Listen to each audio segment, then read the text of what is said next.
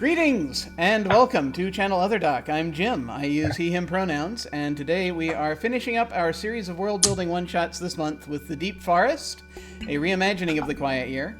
We'll be doing map drawing and perhaps some light roleplay as we tell the story of a community experiencing a year of relative peace following the departure of human occupiers from the forest. This is a community of monsters, and so I'm going to get into that, and there will be a reading coming, for that is what you are meant to do with this. But first, let us introduce everyone. Something that, of course, I forgot to mention in the that I mentioned in our group message, but I didn't say a reminder in Zoom chat. So feel free to ignore what I'm about to ask you to do if you wish. But I'm going to ask you to say who you are and your favorite type of monster if you have one, or just one that you like. I'm just going to go down the order that I have it on my screen here. And I am going to start with Alex. Hello. Hello. I'm Alex. I use they, them pronouns, and gotta say, favorite monster is probably just your classic werewolf. You like the werewolves? We're very pro werewolf in this camp. It's very good. And let's move on to Peter. Hi, I'm Peter. I use he, him pronouns. And my favorite monster, after a long and arduous thought process, are centaurs. Nice. I'm curious. The thought process was actually very short. Okay, I was going to say, I need to find out about this thought process. And finally, Matthias. Hi, I'm Matthias, he, him, and I'm picking the cockatrice because it's weird and it's goofy, but it's also kind of so alien that it's also strange, and so you'd be like, I don't know if I want to pet you. But you're cute. But I'm still kind of nervous. Hard to survive petting a cockatrice, it's true. Yeah. But they are adorable, especially as hatchlings, one would say. I think for me, it's probably I'm going to give the boring answer and say dragons, because that's just kind of where my head is a lot of the time. It's always been dragons for me. So what do we have here? First of all, before I tell us what we have here, let me go ahead and give this little statement. This is meant to be a light, chill game, so I'm not anticipating things getting too crazy. But just in case, we are going to have available the X card, the N card, and the O card. If we hit something that's crossing a line for you, any of the players can type an X in the Zoom video chat or anywhere else, or make an X symbol, and we'll back up and do something else. If something happens that you're okay having in the game, but you don't want a graphic description of it, type an N in the Zoom chat, and we'll fade to black on it or put it behind a veil, so it'll be there, but we won't go into detail. Finally, if you're in the midst of something and we think that, we think that you're worried that what you've just said is something that is going to be horrible, or that I don't anticipate a lot of deep role playing to happen here. But if something happens where it's like, oh god, they're crying or something, but you're okay, then you just put an O in the in the chat, and we can keep piling on the drama. You can also do like I said, if it's something where you said something, you're like, well, that might be a little too much. You can put an O and a question mark, and we can respond to that to just let everyone know we're doing okay.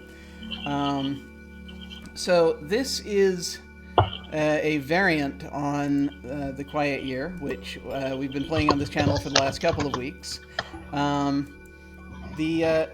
It's by the same author, but things are a little bit different.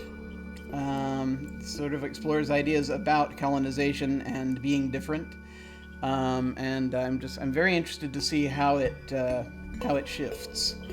From what I've done with The Quiet Year. So I'm going to read some of this aloud, as I have been instructed.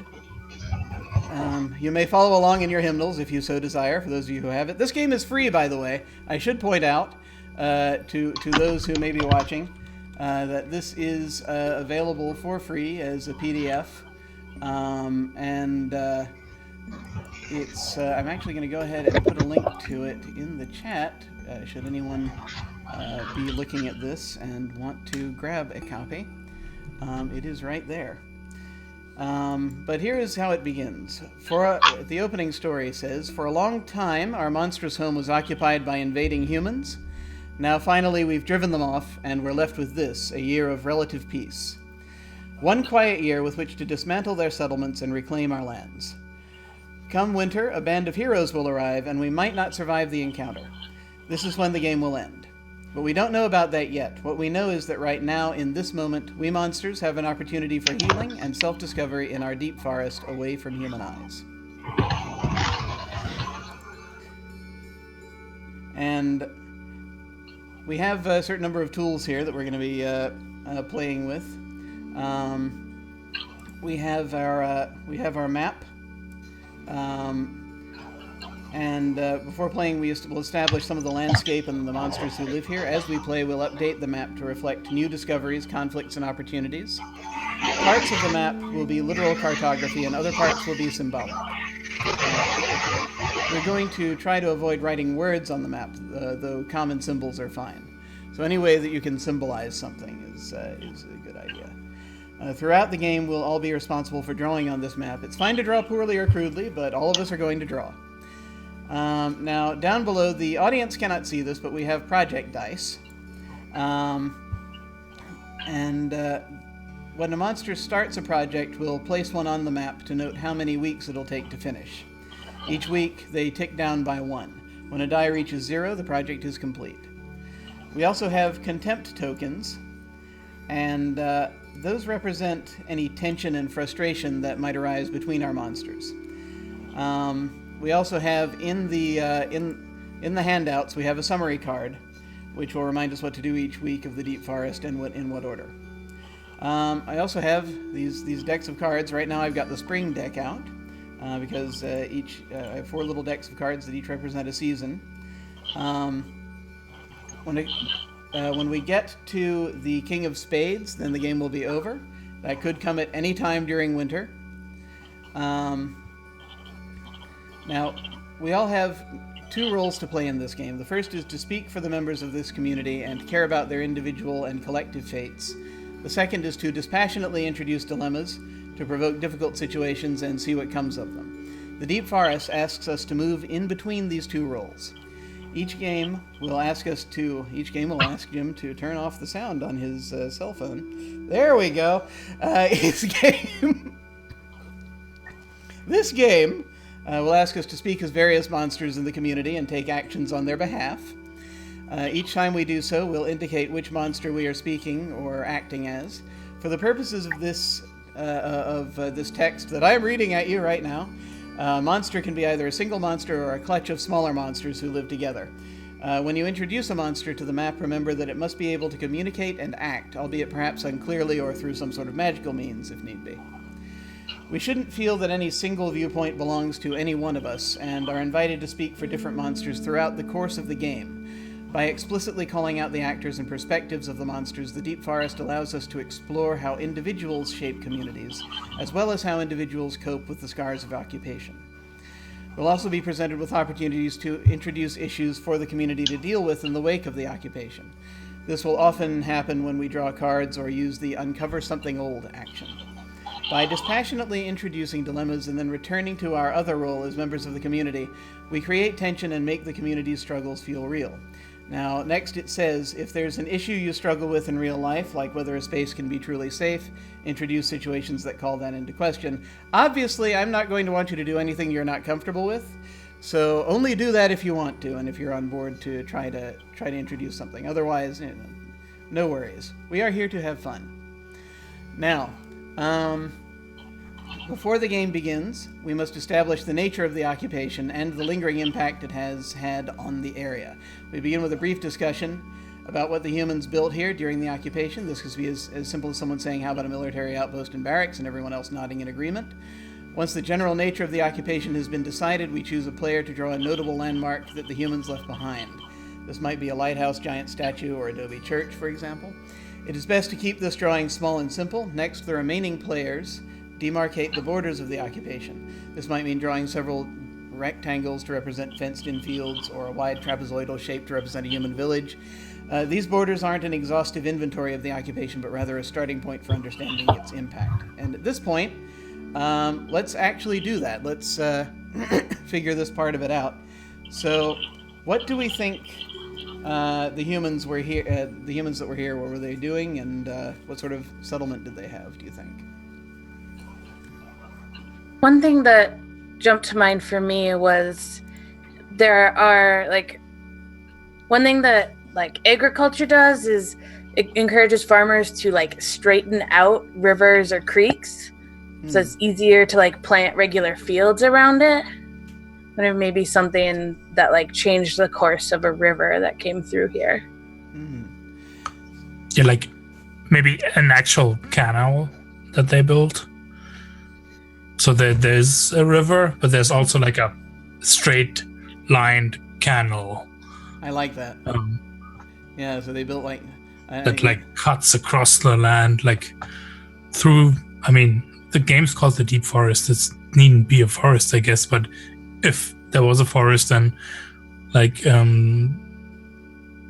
around the canal, obviously all the trees were cut down, and because it's there to water fields, right? Yeah.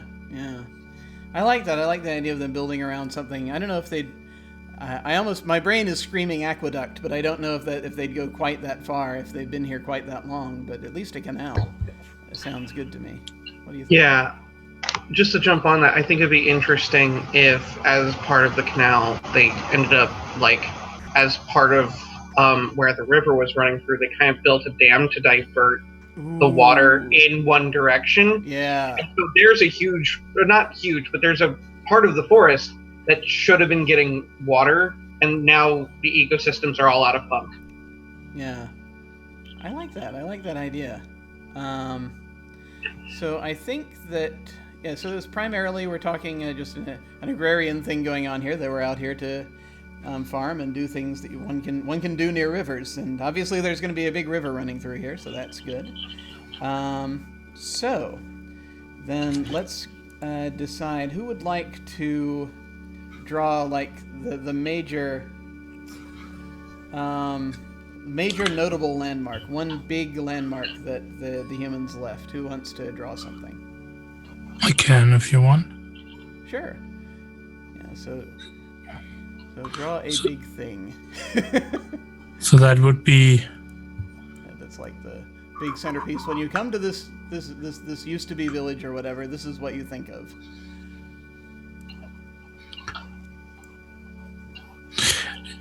Yeah, so that would be the river hitting a dam, being turned into a canal, right? Yeah. Okay. Well, let me see if I can do that. Let me try.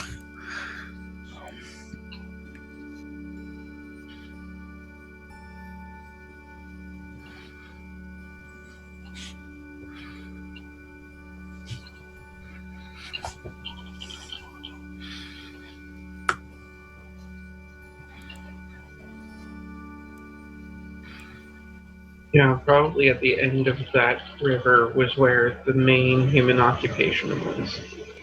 Where the canal has now let the water. Yeah.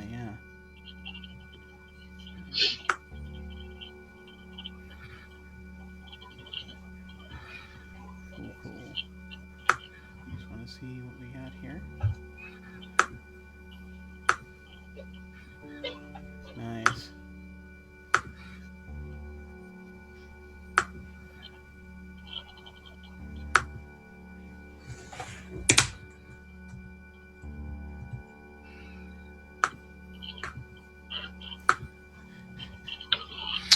Wrong color. That's fine.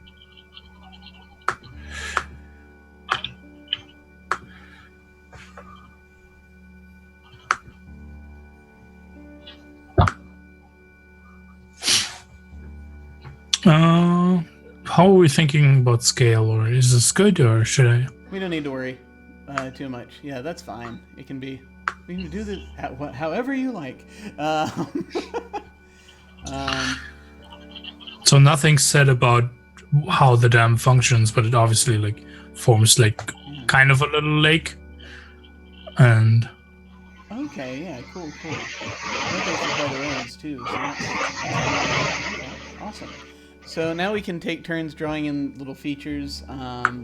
We can each draw in one sort of feature to talk about sort of the what the borders of the occupation might mean, but just other things that they had around here that show like the edges of that civilization. So who'd like to draw another thing? I'll draw something. We're gonna do.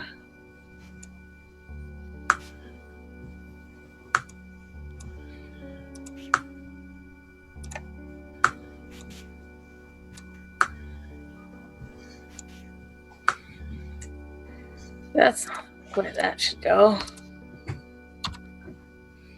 Alright, let's try that again. You know what? We're going to do it freehand. Sure. No. Trying to use the line tool, but... I'm just going to say right now, these drawings are encouraged to be as ugly as possible. That makes me feel so much better. And I know I feel like I'm saying that with some level of sarcasm, but I'm actually not. Like, I feel much better now. Alright, there we go. That is a fenced-in field. Cool. Peter, do you want to draw something else in there? Yeah. I'm thinking. I have an idea for a thing, if you need a second. Yeah, no, feel free to jump in. I'm going to draw a mill, Okay. because I think they would have one. And that's like the one thing they had on the sort of the outskirts. What kind of mill? That's an excellent question. I mean, they'd want to make use of the river. Oh, okay. So they'd have a mill with a big wheel. Hopefully this will make everyone else feel better about their drawing ability. And so yeah, just basically that little building there. So flour predominantly, I would say. It's probably what they made there. So anything where they needed to grind stuff.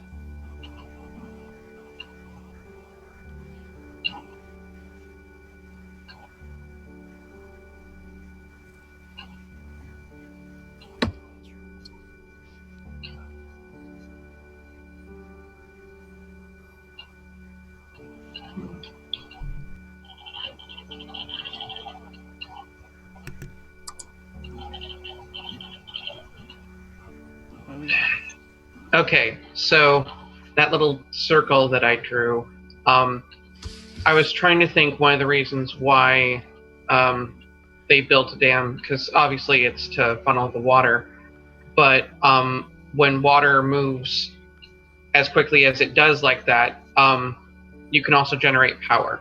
Mm. So all the lines that are coming from that are power lines, in a way. Interesting. So what kind of... Are we talking about electricity, or are we talking about something else? I want to say electricity. I want to, but like I'm not entirely certain that like they're that far along. Are they generating ether? Oh, okay, no. So because this river goes through the forest and everything, it actually goes directly along a ley line. A magical ley line. Oh, okay. So what I'm thinking is that they kind of tap into that, and they're redirecting sort of this magical energy that's somehow creating this power. Interesting. So they're kind of for their so they've got like sort of advanced magical tech, for lack of a better term, Right. I think, they're using it very, it's almost like a caveman style of thing. Like they could be using it for greater things, but they're just like, oh, hey, when I do this, it does this. That's cool. And so they don't really know what they're dealing with. They just happen to have realized that this is a way to generate power. It's not electricity, but it's close. Okay. Okay, cool. We can play with that. Cool. All right. Well, now we get to introducing monsters.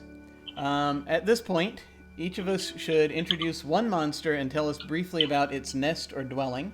When we introduce our monster and its home, we then sketch our contribution onto the map. These sketches should be rough and simple, leaving lots of blank space for additions during play. We each introduce one monster this way, but it is understood that there are additional monsters in our community, perhaps a half dozen that are as yet unnamed. As an example, a group might decide to set their game in the shadow of a wizard's tower. The first player introduces a monster. All right, a clutch of kobolds, the Aidu, have taken up residence in the old stables. The next player adds, a hill ogre, Tezog, lives in a quarry a short distance away from the tower. A third player adds, a clutch of tree sprites called the Wisps has carved out several trees at the edge of the clearing in a nest. The final player says, which is kind of important because because those are multiple individuals, yes. Right? Yeah, so. Exactly. It can be a group of monsters rather than a single one.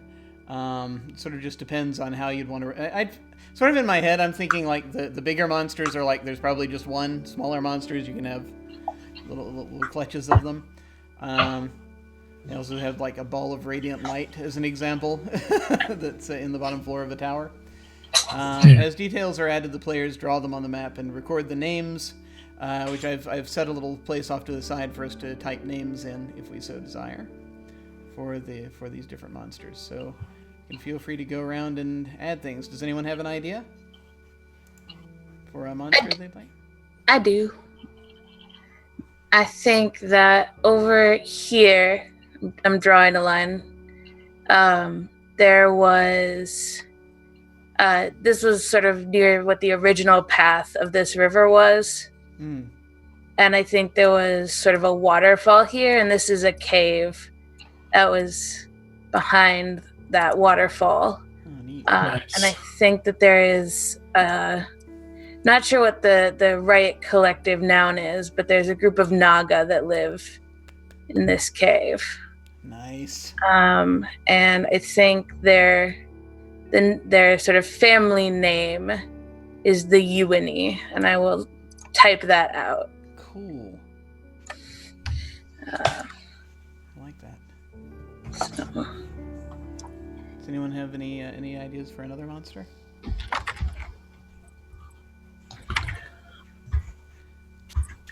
If not, I'll go ahead and drop one in there. I think I've actually got one. Okay. Okay. I'm just trying to think where to place it, honestly. So I think...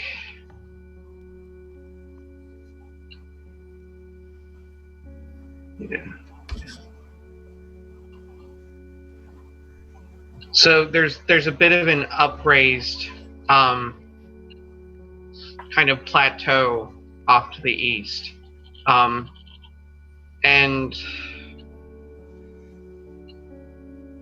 there seems to be, no one's quite sure, but there's like one or two remaining kobolds that actually have... No, wait, I'm going to change that. It's actually... I'm going to erase that. I feel very comfortable with my choices, can't you tell?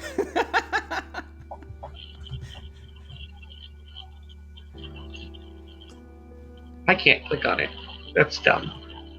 Sometimes you have to zoom in a wee bit. Well, you have to go to the arrow to change over from drawing to...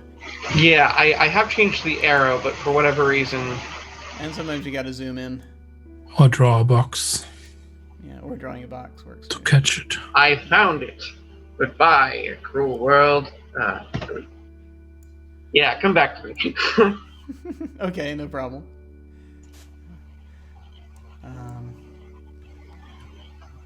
Let's see. Matthias, have you got something, or do you want me to go ahead and put something in? Yeah, I've got something.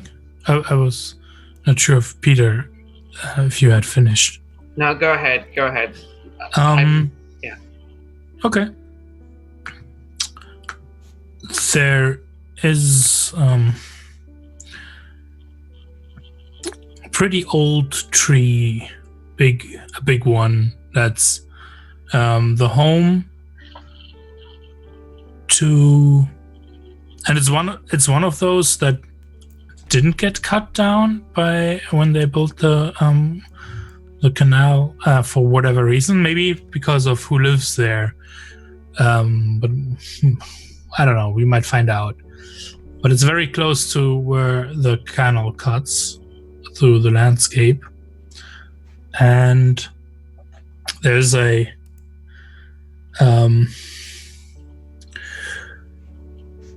the ones that live there are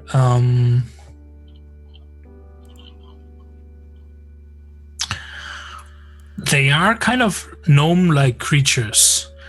Like they're like this tall, and they all kind of are kind of hunched forward because on their backs have like all kinds of moss growing there, and they're generally pretty curmudgeonly in their demeanor, and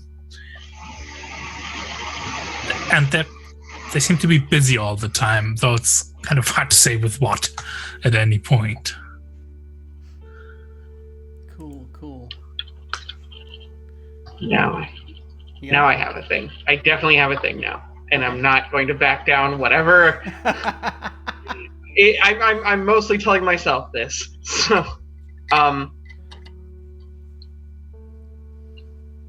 So I actually I do want to keep the sort of plateau thing I was going for, but when you wander over there, there's actually a lot of holes in the ground, and they're not small holes. They're actually like sizable enough that like a human or even something a little bit bigger could fit in. And when you go down into any one of these holes, you realize that they're all interconnected by a system that goes underground. And there's a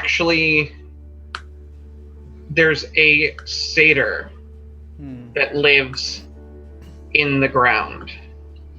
At least that's what everybody thinks it is. And they haven't corrected anyone. Okay. We need names for these too. Yes. So yeah. If you come up with names, put them on the name list. Okay. Still working on the name thing. But... Okay. Let me see. I think what I will do is I'm gonna put a deep sort of I think we're gonna go up here. Here's this well, that's not what I wanted.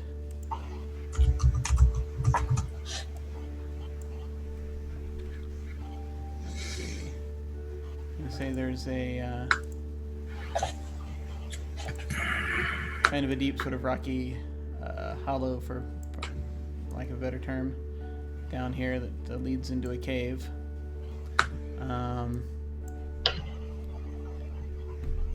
And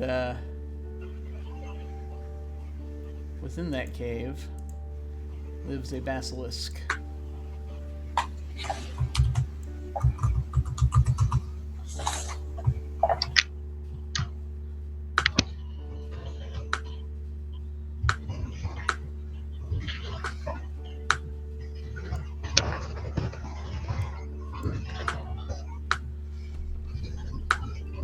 And now I go to fantasynamegenerator.com. That's exactly where I already went. I think Oh, that's been the staple. That's been the staple of this channel for this month. We're trying to come up with these different names. Don't blow my cover. Oh no, we've been quite open about that. That's cool. Thankfully, there's a basilisk name list. I mean, I went to the satyr and fawn name list. So, I mean, why not? Esat. I'll go with that. Ooh, I like that. Moss back to this piece. SAT. So I'll go ahead and type that in here.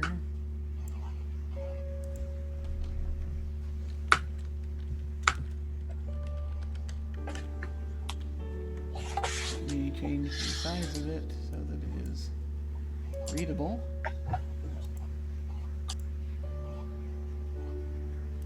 There we go. Too big. No worries. Alright. Cool. So we've got our monsters. Now, adoptions and taboos. Next, we each declare an important remnant left behind by the humans. Something which we might have either adopted as our own or declared taboo after the occupation. Some examples are aqueducts and canals, a dark orb of farsight, a human memorial, domesticated animals, crops and fields. Identifying a human remnant makes it both alien and important.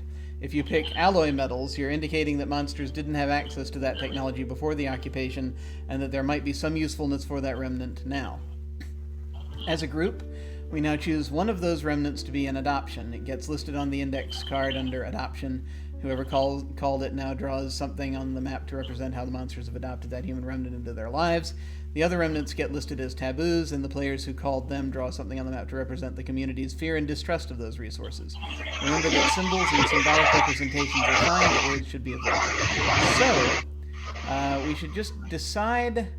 we should each, I guess, declare an important remnant that could be either good or bad for this.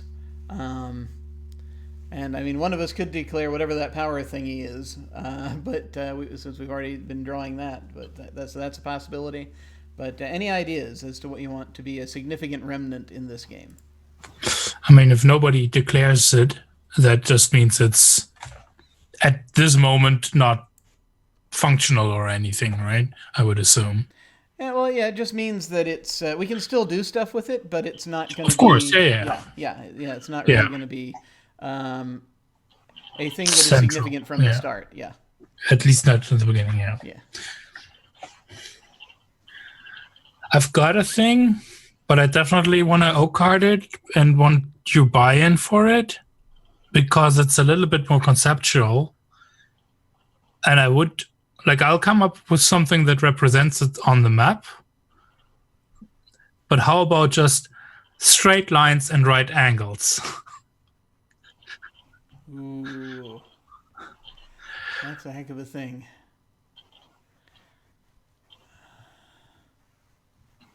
I mean, I kind of feel like it would be... I don't have anything directly opposed to it. I'm just wondering if that might make it a little rough when we get into certain things, maybe. That's okay. That's why that's definitely why I wanted to check with y'all first. I think something like it would probably be okay, though. I mean, something involving a measuring thing would be good.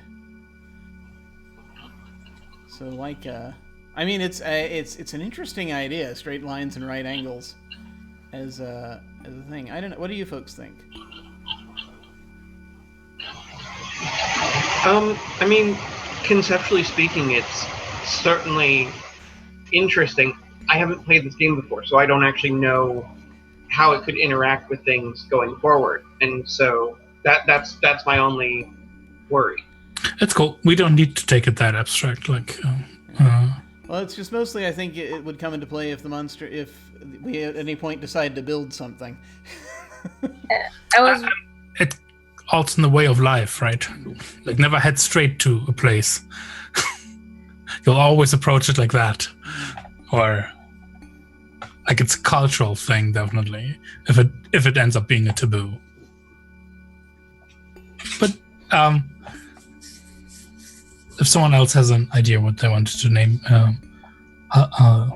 could certainly think of something else. Oh, Alex, I kind of interrupted you too. Yeah.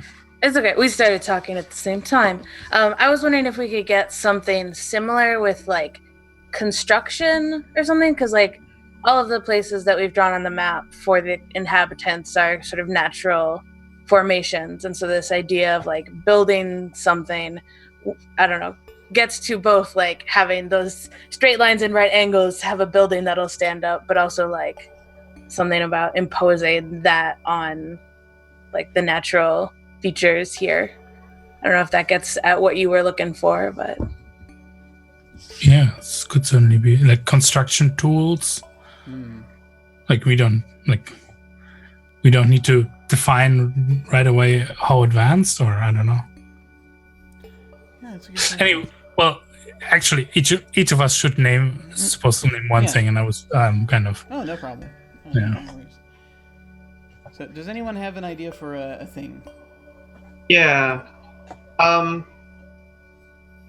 Maybe I'm on a different track here, so let me know. But I think one of the things that was left behind by the humans is that sort of on the other side of the river, or no, sorry, I'm trying to visualize when I can actually just look at it.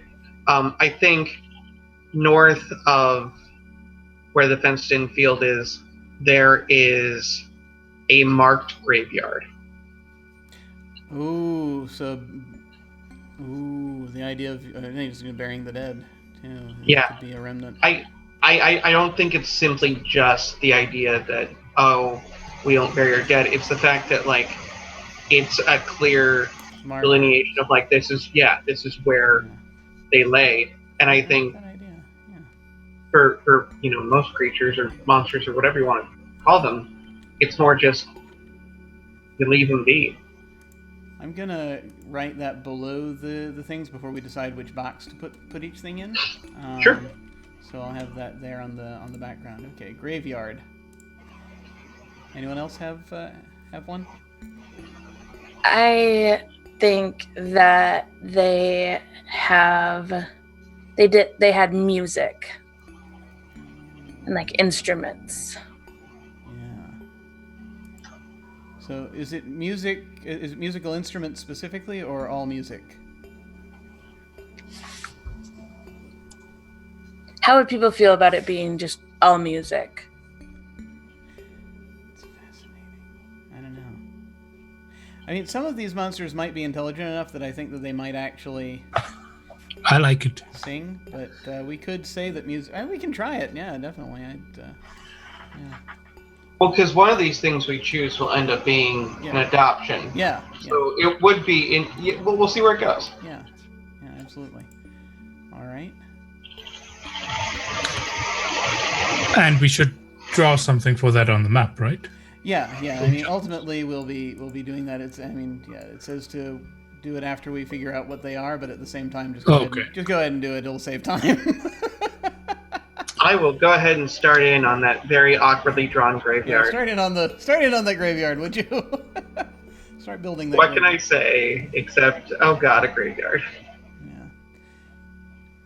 Yeah. I think I'm probably going to end up, because I haven't been able to think of anything, I may end up claiming the power lines if no one else does. I put them there for a reason. Yeah, it's a thought. I'm not sure what it is. Of course, then that's already there on the map, too. I'm wondering if I'd want to add something rather instead. I think I'm going to do a hole in the ground. A hole in the ground, you say? Yeah, and I think it's a fairly large hole in the ground that's like been, the sides are reinforced, and there's like definitely probably a rotted away construction rope collie kind of thing that I don't know if it works or not anymore. But yeah, like it could be. I don't know if it's something that they drilled, or if it's a well, or but it's a hole in the ground for the monsters. All right, I'm gonna say forged metal.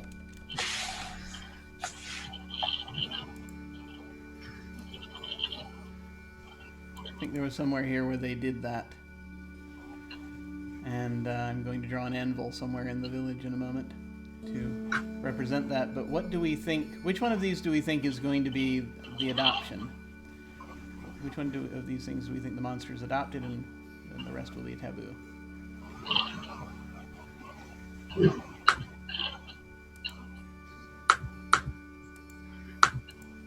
Personally, I'm between either the marked graveyard or music. I could go either way. I am also in that position.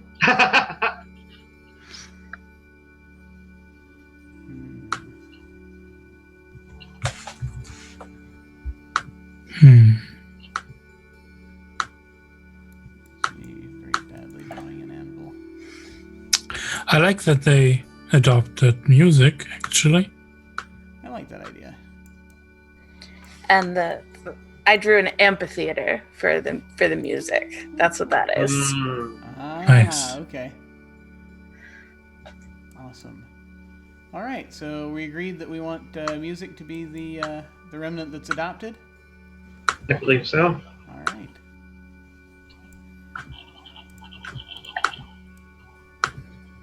There we go. So the adoption, we have music, and then the others are taboo. No burying and marking the dead. No massive holes in the ground to lower things into and out of. No forged metal. And I think it's definitely somewhere like I'm gonna put it more like here. Well, like near or even in, or well, where the dried riverbed is, where the river used to flow, right? Cool. I do have a question. I mean, like behind where it was, like, where the Nagas live. That's that was beneath, behind a waterfall, right? Then a little further downstream, that's where the whole. Sorry. Oh no, you're fine. I had a question because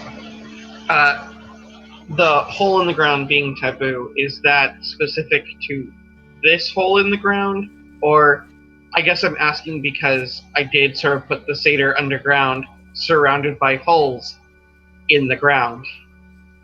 And I was worried, or maybe not worried, but like, is it a thing where it's like that's why he's so far away from everything? Okay. I don't know. I mean, there's an understanding, I would think, that perhaps burrowing might be okay, but at the same time, because animals burrow, badgers burrow, but this is definitely not that. Yeah. It's Fair more enough. that side of the hole, I think. Yeah. Okay. I mean, I don't know. If you start digging with more than your hands, then they might look askance. Okay. So let's move on here. So we have the rules here. I'm going to read through not the entirety of this, but a good portion of it here. So the basic unit of the Deep Forest is the week. Each week is a turn taken by one player, with play proceeding. It says clockwise around the table. I'm just going to go down. If folks are all right with it, I'll be the one that starts, and then I'm just going to go down in the order that I've got everyone on the screen, and we'll just rotate that way. So that way, and I'll be starting by way of demonstration and all that. Each week is a turn taken by one player. Weeks should take an average of 2 to 3 minutes to complete. During each week, the following things happen. The active player draws a card, reads the relevant text aloud, and resolves it. They follow all bold text. Project dice are reduced by 1, and any finished projects are updated. The active player chooses and takes an action, which is a choice of either uncover something old, agree on something, or start a project. Drawing cards. So there are 52 cards normally there, so there are 52 weeks. It says we won't necessarily get to play all of them. The heroes could arrive anytime during winter to interrupt our community's progress. Most cards have 2 options to choose from, separated by an or divider. Pick the option that you find the most interesting and fitting and read the text aloud. The card might ask you a question, bring bad news, or create new opportunities. Many cards have specific rules attached to them, which are written in bold text. Hopefully I got all of that right when you see the cards themselves. If you drew the card, it's up to you to make the decisions that the card requires. If a card asks you a question, think about whether your answer could be represented on the map somehow. If it fits, update the map to reflect this new information. For example, if the card asks you about the feeding habits of the community, you might end up drawing a hunting ground in the nearby woods. Working on projects. Unless your card specifically told you otherwise in bold text, the next step is to reduce each project die on the map by 1. Remember, starting a project is one of the actions you can take. So, if a project that's been going already reaches 0, the die gets removed and the project is completed. Whoever started the project gets to tell everyone how it turns out and update the map to reflect its completion. If a project finishes early, because a card says that a project finishes early in bold text, it is instead the responsibility of the active player to tell everyone how it turns out and to update the map. If your card's bold text had you place a project die on the map just a moment ago, then the die doesn't reduce during this week, it's just now getting underway. When a project gets completed, it is assumed that it went successfully and is beneficial to the community. In some cases, it might make sense to have an investigative project end with a hope dispelled. Even in these cases, the completion of a project should always feel like a step forward, not backward. This doesn't always mean that the whole community is happy with the results, though. So, the actions. Uncover something old. And again, these are all listed on the little summary card that I put up there in the handouts. One of the action types is uncover something old. Reveal something from before or during the occupation. It might represent a problem, offer an opportunity, or a bit of both. Draw it on the map. Drawings should be small and simple, smaller than an inch, finished within 30 seconds. We can use this action to introduce unresolved issues and dilemmas, resurfacing the history of the community. It might even be something that is familiar to the community members, but surprising to us as players. When individual monsters get introduced through this action, we'll give them names and record those names off to the side on our index card. Some example situations: a mass grave is found north of the community. A pack of werebeasts emerge from the woods. Yes, it's there already. Forgotten tales of the end times start to circulate. An ancient rite is completed for the first time since the occupation. An archaic religious symbol appears in the sky. Any number of things. Another action is agree on something. Another of the action types is agree on something. Open with a statement about a problem or issue in the community. Going clockwise, everyone else then gets to weigh in once, sharing their agreement with your statement or describing what their silence looks like. Remember to indicate which monster is speaking or not speaking. Agreeing on something never results in a concrete decision. Everyone weighs in or stays silent, and then it's over. This is how conversations work in communities. There is much left unsaid to preserve the peace. Each agreement should be tied to a situation on the map. When an agreement ends, mark the situation it is attached to with a small dot. I keep forgetting to do that with every single one of these games. I'm going to move a little bit ahead here. It's important that we stay concise. If any of us feel like we have more to say on a topic, we can always agree on something about it at a later point. Starting a project is the third possible action. You choose a situation on the map and tell us how some of the monsters address it. It doesn't matter if the entire community supports the project or not. Work begins. Projects might focus on decolonization efforts, the restoration of old customs or edifices, or new endeavors that will move the community forward. Some example projects: the Mudworms and Rothman begin dismantling the fences that the humans built. We're teaching the Draken tongue to our village young. Sorted, it says here is someone's name, leads several others in restoring the runic arches. As a group, quickly decide how many weeks the project would reasonably take to complete. Minimum 1, maximum 6. Remember that you are a community in recovery. Many of your powers have lain dormant, and your traditions acquired stigma. Is your community prepared to tackle this project? Must healing and practice transpire first. Be generous with your assumptions, but do remember that your community needs to build capacity slowly. And then you place a die on the map whenever the project is taking place, wherever the project is taking place, with the die face matching the number of weeks it will take to complete. Okay. We can from time to time update the remnants if we find that the status has changed, something's perhaps getting adopted, something's no longer a taboo. We also have the contempt tokens available. It's mostly if you feel like a particular monster wasn't consulted or honored in a decision-making process, you can take a piece of contempt and place it at the edge of the map, nearest the lair of the monster you feel was overlooked or ignored.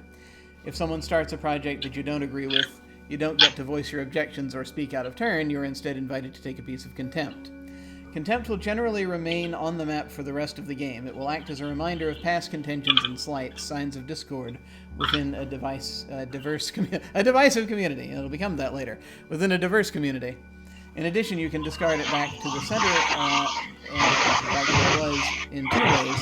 One is by acting selfishly, and the other is by diffusing tensions. So if a monster ever wants to act selfishly to the known detriment of the community, you can remove a contempt token to justify the behavior if you want. You decide whether the behavior requires justification. You don't have to have one available in order to do something like that. But this will often trigger others placing contempt tokens in response.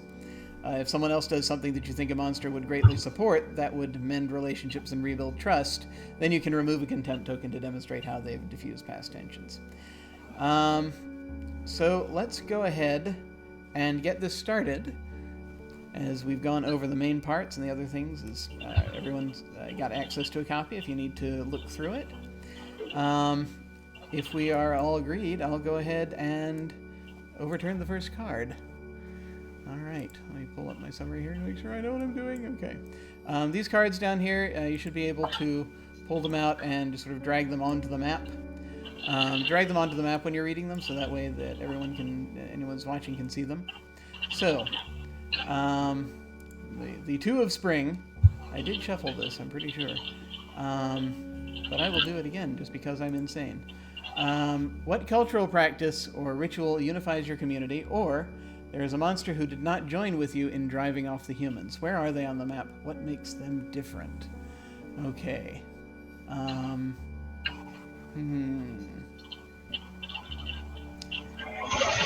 getting an idea for something. And so yeah, I'm gonna draw a monster on the map, and then usually when you're done with the card, you can just put it off to the side somewhere, delete it or whatever, and we'll be done with it. I think that down here in the river, or near the river, there's a little sort of side thing.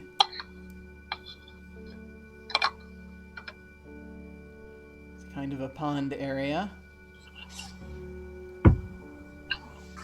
And there are water sprites in there who did absolutely nothing to help, even though this is the type of thing that would mess them up.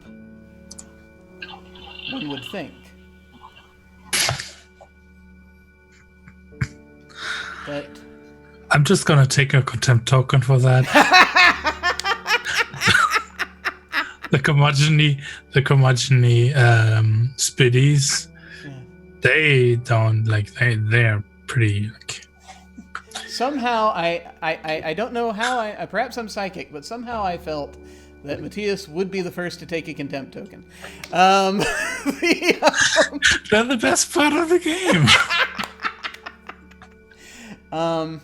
Now, actually, and I think I'm supposed to talk about why, maybe.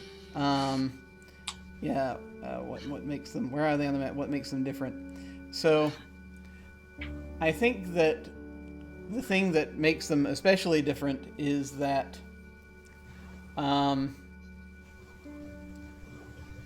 they have been confined in some fashion. They actually don't seem to know or understand what's going on, but there's some sort of weird kind of barrier thingy. It's not physical. Sort of around their area, and the humans possibly did something to them. to prevent them from venturing out or really having any knowledge or interest of what's going on outside of their little realm. And so that's the card. We have no projects to advance, and so next, I can either uncover something old, agree on something, or start a project. And so, let's see.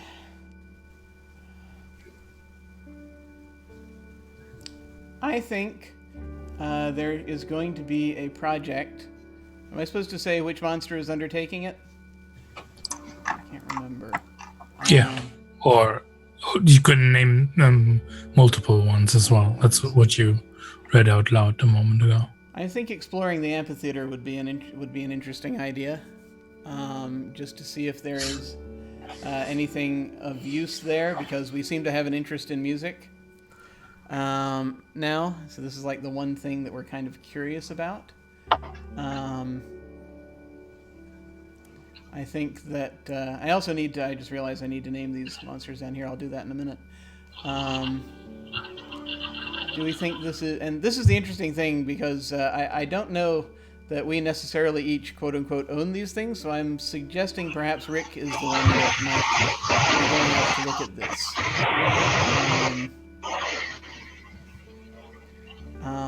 Possibly the Piskies might also be interested, but I think that's what I'm currently thinking.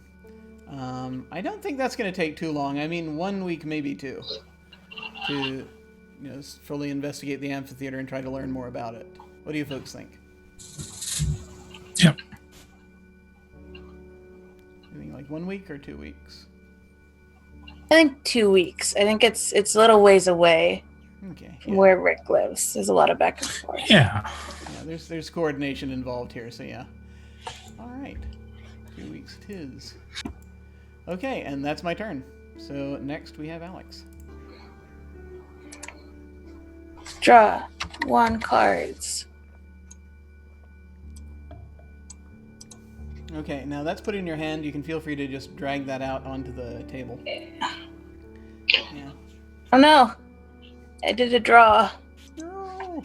I got it. Alright, cool. Alright. So there's some of the monsters here have traveled a great distance to join the community. What drew them here? Or all of the monsters here have lived in this region for centuries. What originally drew them to this area?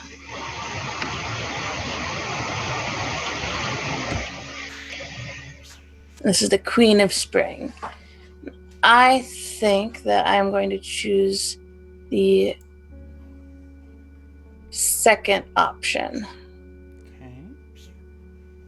Mhm. Let me see. Yeah. Cool. So,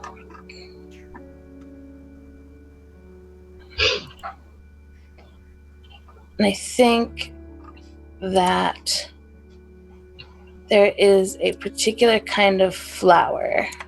I'm going to move this over here. Get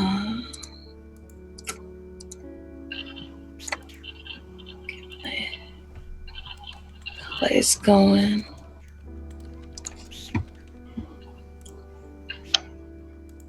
I think there's a field of these flowers by the ley line power plant. And I think they're infused with the energy of the ley line.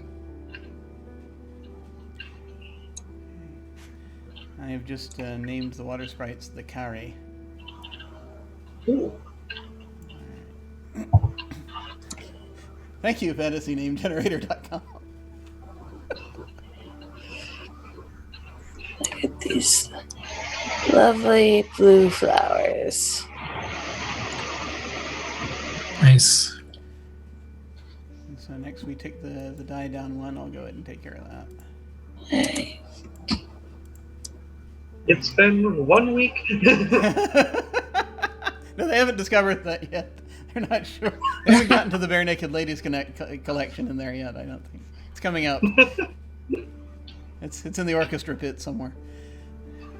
It's the next thing they're adopting from music. Oh, no. And then you get to do an action, Alex. I think I'm going to uncover something old. I think there's I think there's sort of a mountain behind the basilisk cave. And in that mountain, there's sort of a big kind of gash in the side of it. That inside is like a geode. Full of crystals and... Nice. Cool. Like, potentially leading to believe the entire mountain is just a giant geode. Perhaps. You never know. Excellent. Okay, then that's your turn, and then it goes to Peter. Oh boy. Okay. Draw one card. You can just pull the card directly off the top of the deck and move it in there. But now that you've drawn it, go ahead and just take it out of your hand and drag it out there. Ooh, okay. I got the Ace of Spring. The occupation left you all forever altered. Agree on something about how the humans changed you. Or one of you begins to manifest new monstrous qualities. What are they?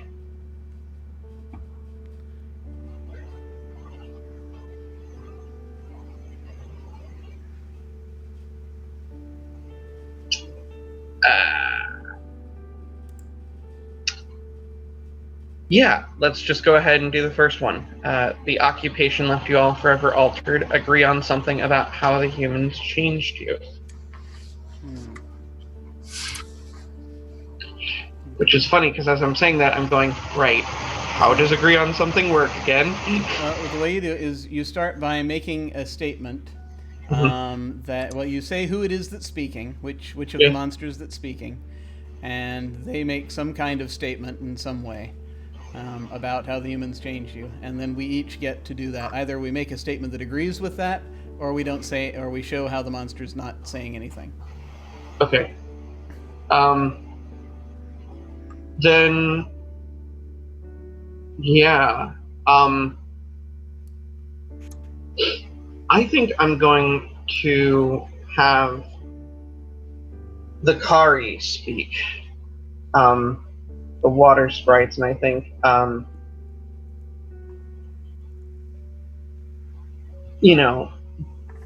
with everyone in one place, it's the first time that they've really spoken since the humans were driven out, and I think, one of them speaks up and basically says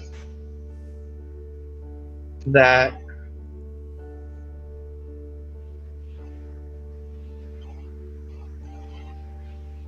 we've been disconnected somehow from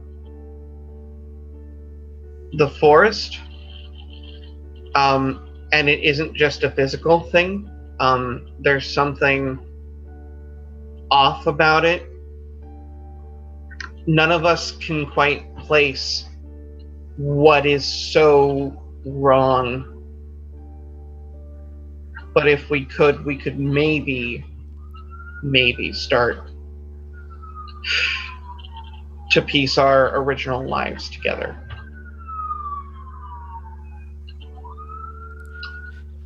We better hurry, the cups are coming. And then okay, so I'm not just hearing that. Yeah, no. So anyone can. Yeah. So I think that's the statement they say. Okay.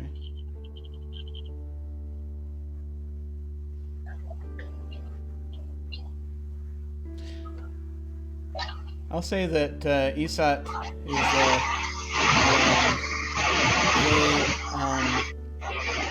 grab a handful of dirt,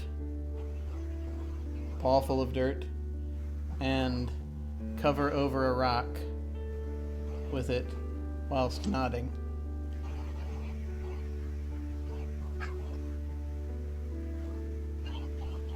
I think I'm going to speak for Rick.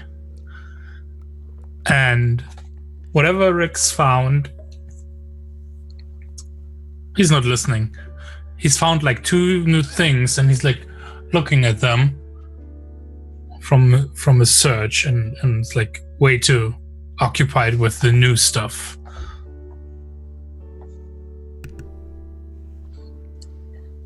And I think one of the Yuani is there. And she says, "Indeed, look, my scales have lost their shimmer and my hair has lost its curls. I am a shadow of what I once was." Okay, and that's the discussion, basically. That's how it goes. I think we're supposed to put a dot next to something, and I've been not doing that. And, what did we have the discussion? We just had, well, it was a discussion about the discussion about how things changed us. So yeah, I don't think there's really anything we need to worry about drawing. Not necessarily. Well, I was actually just going to go ahead and put a dot by the Kari pond. All right. Yeah, that works for me. Yeah. So at this phase in your turn, now the one project that we have going finishes. So I'll go ahead and take that die off. Yep. And I get to say how it completes. And yeah, I think that Rick found some musical instruments. I think he found a thing that was perhaps too heavy for the humans to take with them when they left. It has these. It looks as though it has. It was built of wood, and it looks like the front part has a bunch of these little slats made of tooth that you press down. And when you press down on one of them, after investigating, you realize there's a little sort of thing in there that strikes a thread, and it makes a noise. And that this apparently, and that they somehow used these scraps of paper that he also discovered to record the different notes that would come out as a result. Found some of those. Found a couple of wind instruments, and but yeah, like a trunk full of sheet music, and basically a thing not unlike a harpsichord in there, along with a few other odds and ends that seem to show some sort of progression from one thing to another. Someone was writing like an opera or something. They were in a very interesting place to write an opera. I know, right? Yeah, okay, so the rest of... I take an action now. Let's agree on something again. No.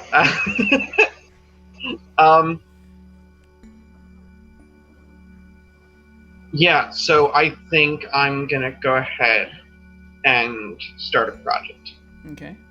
And I think that project,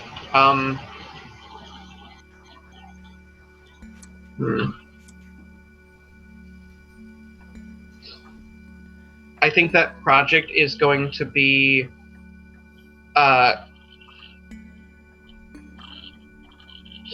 starting to dismantle the dam in the canal.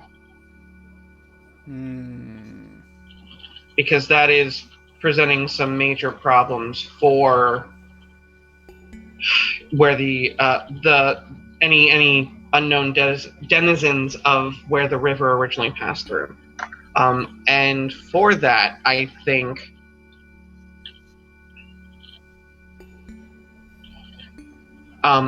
it is going to be something that a number of the Kari venture out and start trying to take down, and I think that I think that Rick is going to assist them.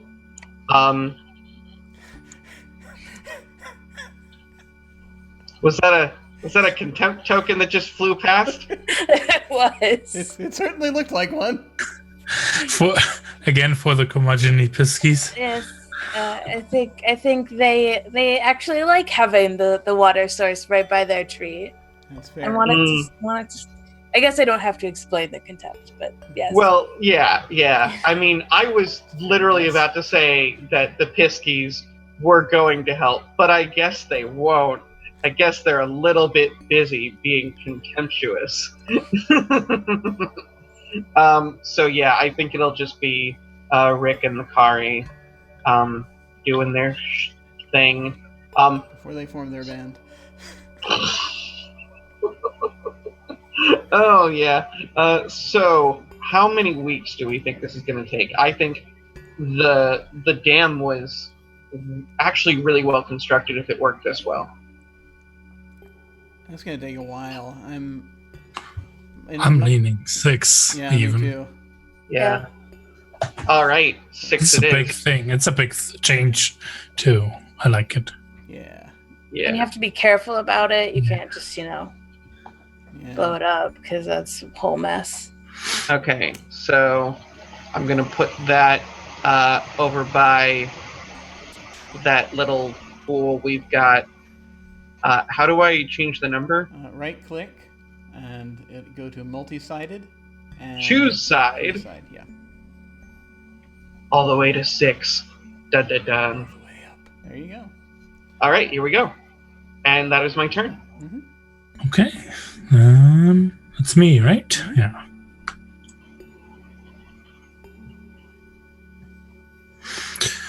A ton of spring. How varied are the diets within the community? Which monster has the most unsettling or untenable diet? Or what materials are needed to upkeep and maintain the lairs within the community? Are any of those materials difficult to get or hard to find?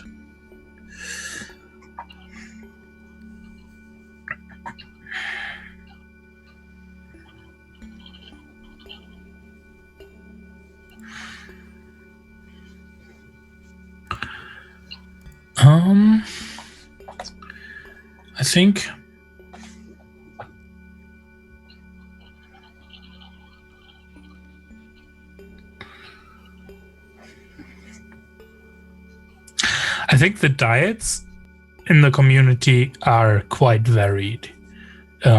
Just from maybe the sprites and piskies, or potentially the sprites live off the way line. Like, right? What do water sprites eat? But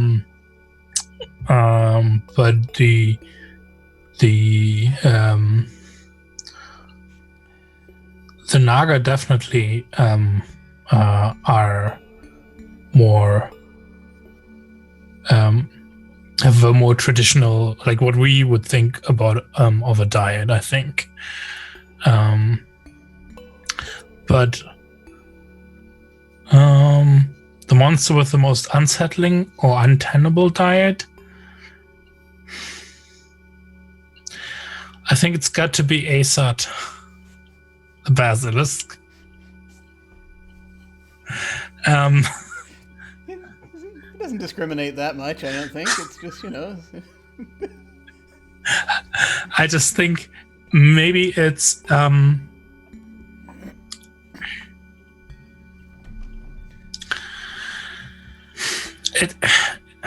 it's unsettling. By the way, I think it's unsettling or untenable because it's kind of very dangerous to watch Asat eat. Folks get tend to get accidentally petrified when he does so. that can happen. Or they do so, yeah. And it's a big thing. Like it's an involved thing.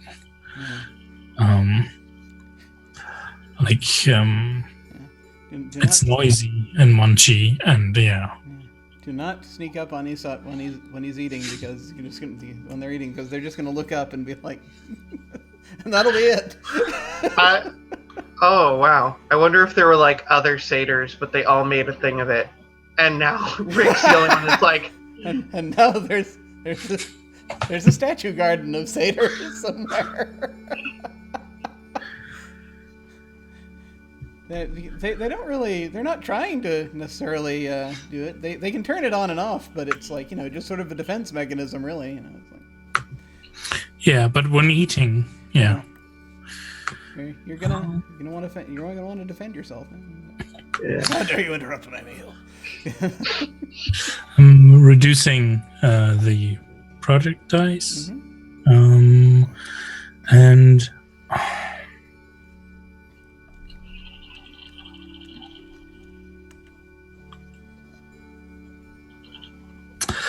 I'll uncover something old. I think maybe Rick notices this while working on the dam, and while they're like going to check out, maybe like needing something to act as a lever. They're going over there, checking out the what is it? Was it a smithy? What you drew there? Yeah. And looking for something sturdy there, and in all the forged metal, like most prominently in the anvil and things like that. Like at first glance, he's like, "Oh, what's that?" And then, upon further inspection, in all of the forged metals, what we find are the resemblance of little faces that are disconcertingly looking like they're in pain or in horror, frozen into the forged iron. I'll think of a way to draw that. I like that. And I guess, and that was your turn, yeah? So I'll go ahead and I'll go ahead and go next. Okay. So it is unusual that monsters form communities, agree on something about why this community exists, or monsters have always lived in communities, agree on something about the nature of monster communities. So we're going to agree on something in a minute. So let me see. I just need to pick which one. As far as this goes, I think I'm going to lean in the direction that monsters have always lived in communities. And we're going to agree on something about the nature of monster communities. And I think I'm going to have... I'm not going to have Isat make the statement. So I'm going to have... I'm going to have the Kari say something. That they had been very curious about why. They're very glad that this is getting resolved, because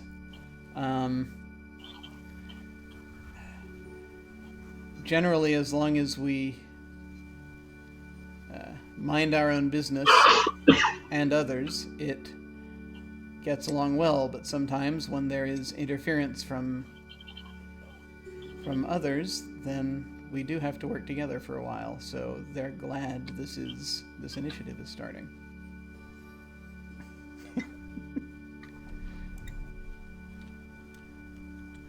That's their statement.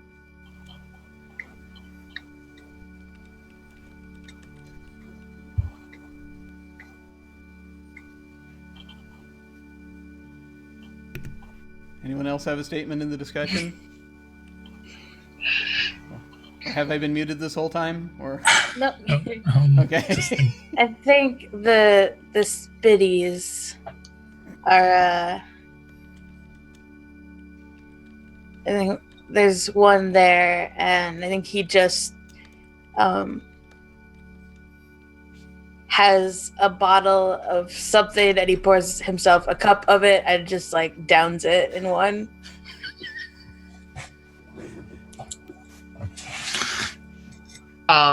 I think that Rick has like one of the wind instruments he found. Looks it's a didgeridoo. And I think that I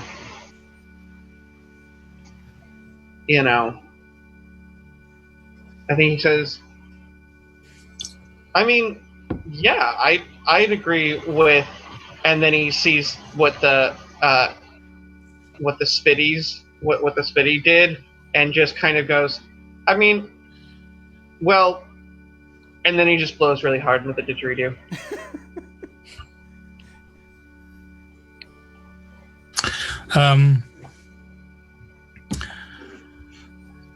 I think one of the uni is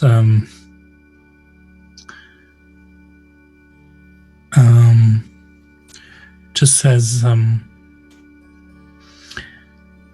yes, hopefully this will return us to old beauty. Cool. And then this project die goes down one. I'll go ahead and pull that down another. And I must make a move. Oh yeah, I know what I was going to do. So, whilst someone is out here, probably, possibly one of the Naga, I think, find this. There's evidence that there were, we don't know if they were humans, but there is another sort of structure over here that has perhaps been here for quite some time, and that is a stone circle. And in the middle of this stone circle, there's a slab that looks kind of altar-like.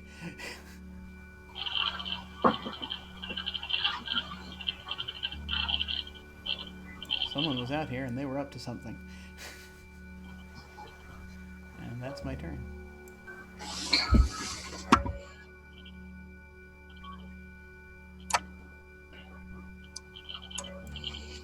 Eight of Spring. How is status earned and defended in this community? Is there a clear hierarchy among monsters here? Or, beyond spoken words, how do monsters here communicate?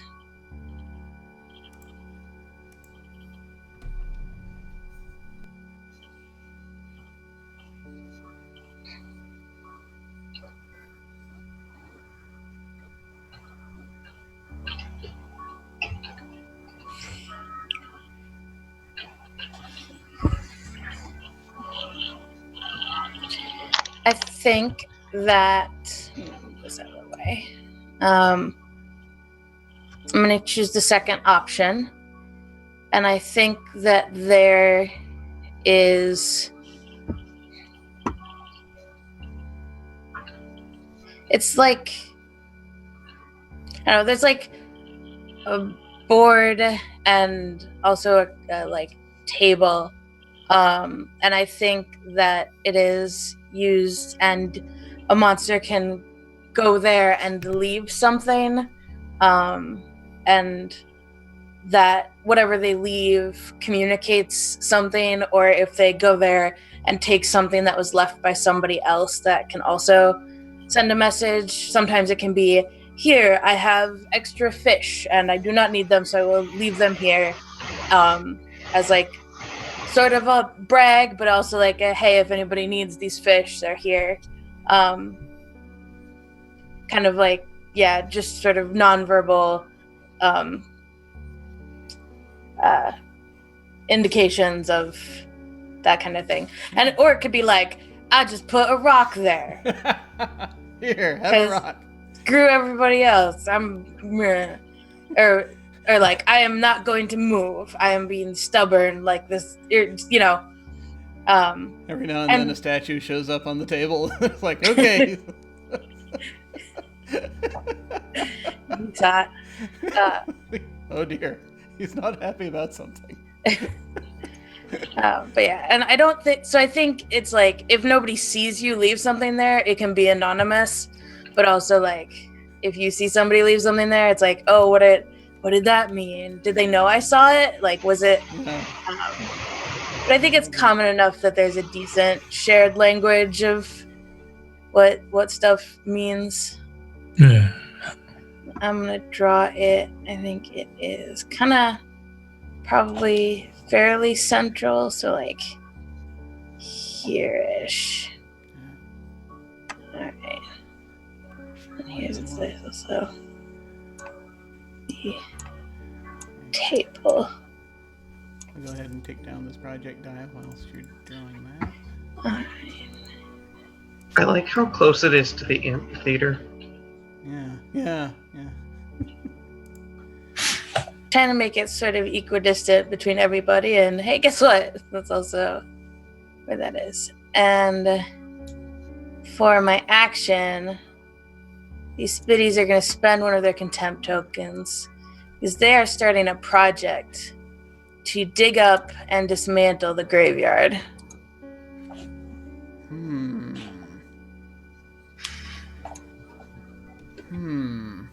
You know what?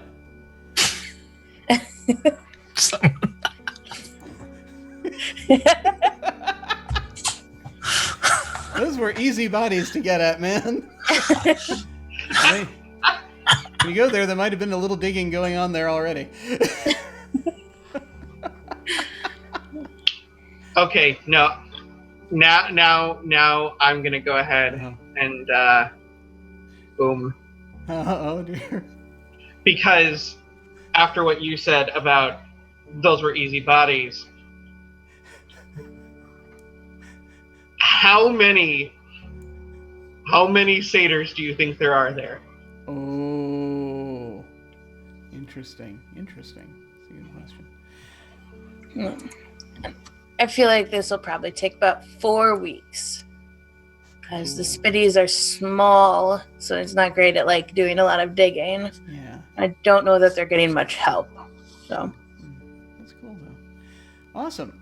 Well, we're at about halftime, so we're going to go ahead and do a short break, and then we will be back to uncover more in the deep forest. See you shortly.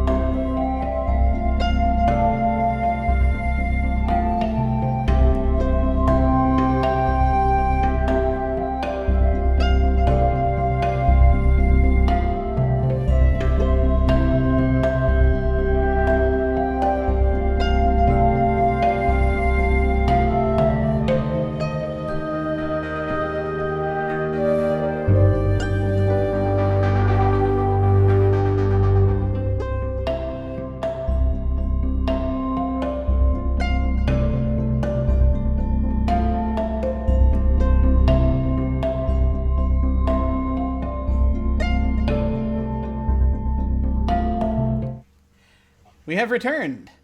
It was just pointed out over break that we had a very serendipitous break screen. So as there was, the stream is very central to this whole thing. Oh yes, that's right. We need to switch to the summer deck since we're about 6 in, and that's approximately the amount that we want for this period. For time purposes, we're not going to be able to go through all the cards. So that's what we're looking at for this. And it is Peter's turn, so Great. feel free to draw. I will.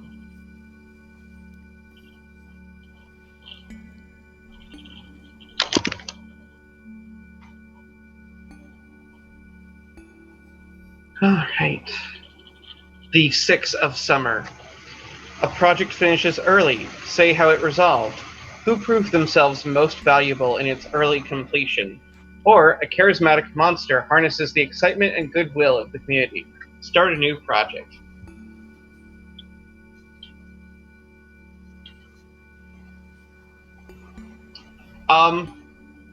Just because of how we left before the break, I'm going to say a project finishes early. Hmm. And I'm going to say it's the graveyard. Ah.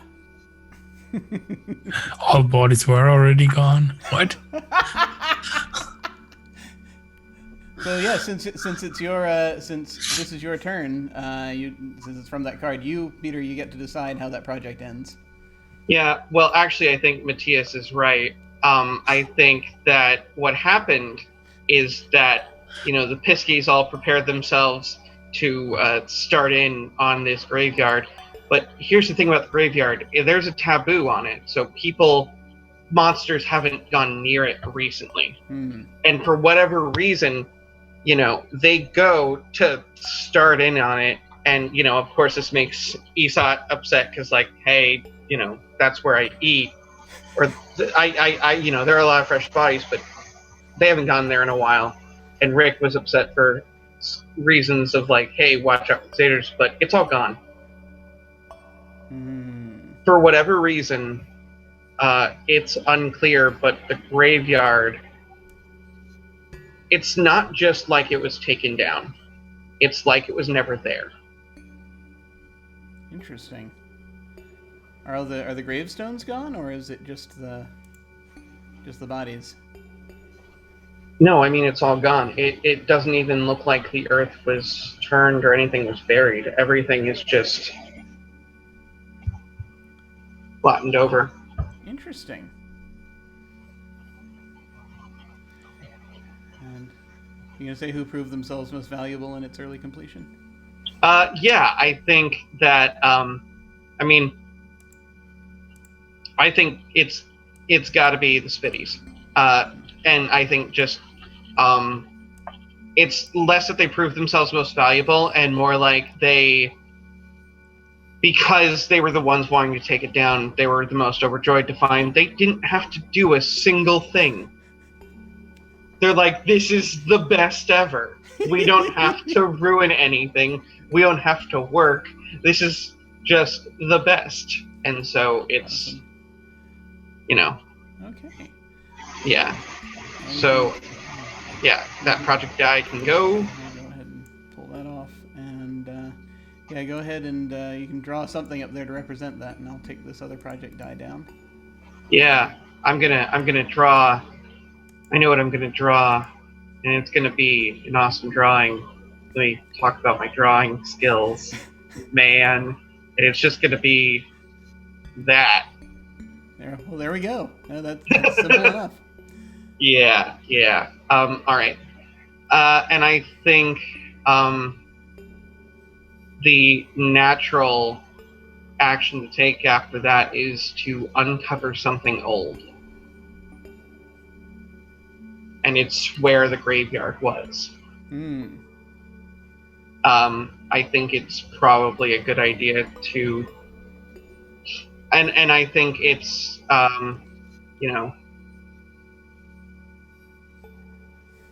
if it's just kind of like the Spitties getting really kind of excited that they don't have to do any work, it's kind of like this jumping up and down, really excited. And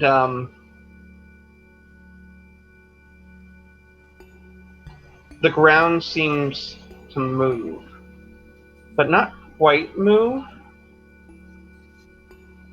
It's not actually the physical earth. It's seemingly shapes, transparent shapes seem to rise up from it. And as they do,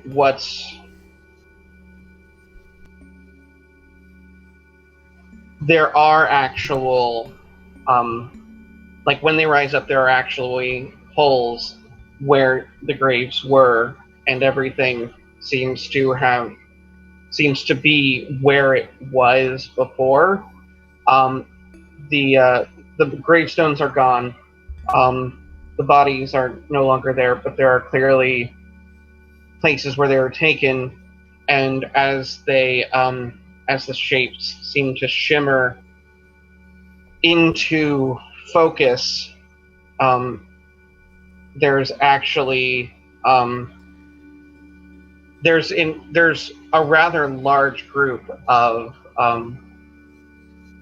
doppelgangers. Okay, now one thing I just want to, before we decide finally on that, just so that let me go over one little thing about introducing groups of monsters.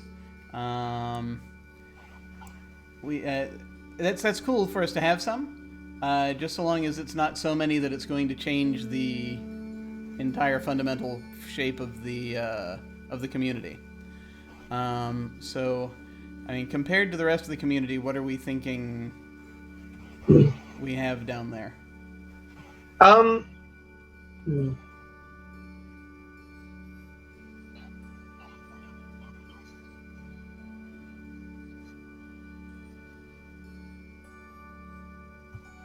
No, the more I think about it, I think I went with the uncover something old thing there because I wanted to resolve the mystery that I had literally just created. Oh no, and it's fine. You can have a number of doppelgangers down there. It's not too big a deal. It's just a question of I'm trying to find the quote here. Just it's where they talk about it. Yeah, here we go. Immigration. When new monsters arrive to the community, it's best they also come as solitary individuals or small clutches. The deep forest takes on a radically different tone if suddenly 3 dozen orcs arrive in a community that may only have 8 or 9 monsters total. Please make sure your additions challenge the community, but don't unbalance it so completely that one set of monsters is the dominant group by numbers alone. So it's really just a question of how many are down there, basically. Okay. Okay. I think the number is just between 5 and 10. I don't think the graveyard was that big to begin with. Okay. Especially given the size of the human occupation and everything. I don't think there were necessarily a ton of humans that died previously, so the marked graveyard. It's quite literally just that the reality of the situation is that a lot of the things from the graveyard were moved. And then on first glance, it seemed like everything was gone because the doppelgangers all took the form of the earth around them. Interesting. So I think that it's just a small number of them. Okay. Not enough, obviously, to offset the balance of what's already going on. But I think, like we said before, there's certainly they were drawn by sort of the flowers and everything. But in their travels, this is where they seem to have settled. Cool. Well, that sounds good. I'd say go ahead and draw a thing on there and put them on the list under the names if we want to name a clutch of them. And then we're moving on to Matthias. Yep. Just to make sure I understand, so these are doppelgangers of the humans that were here, that were buried in the graveyard?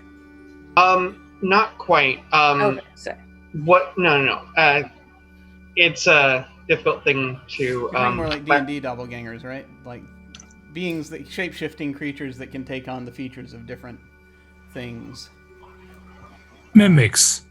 They're mimicking graves. Yeah, I mean, basically, it's a little morbid. I will not lie, but also, like, my immediate need to solve things that I create before me is why I should never run D&D.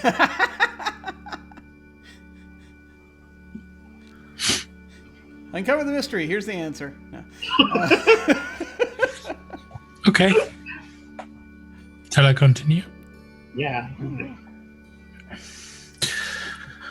10 of summer. Conflict flares up among community members, and as a result, a project fails. Or introduce a dark mystery among the members of the community who discovers it.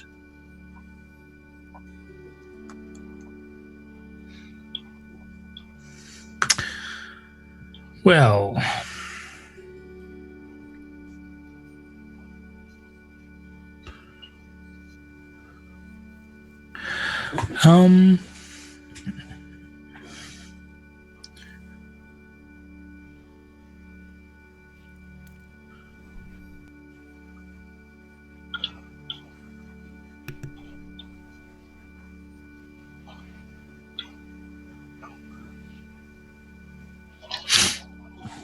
I think I'm gonna pick the second one. Introduce a dark mystery among the members of the community who discovers it.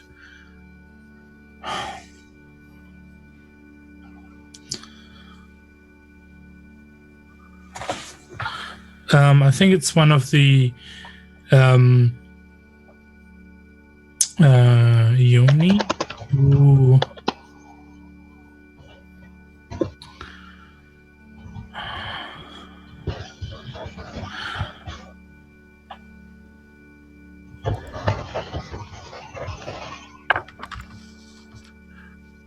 see a I'm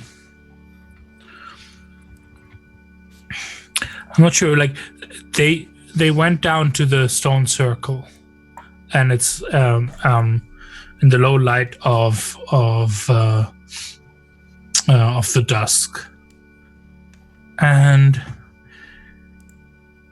they suddenly see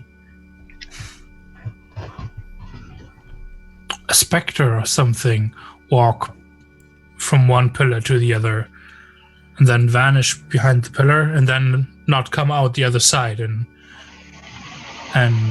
are gone. So something's haunting that place. Neat. Where is this again? Down at the stone circle. Cool.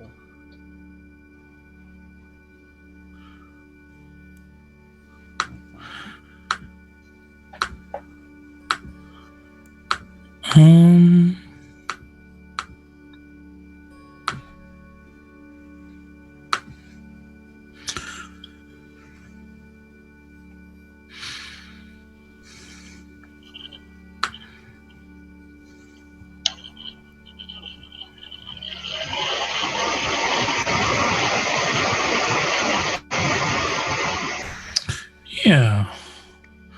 Then reduce project dice. We only have one project.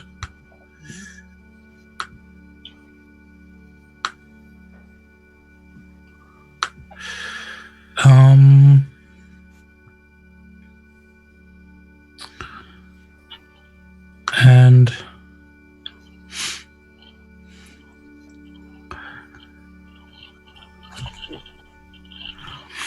I think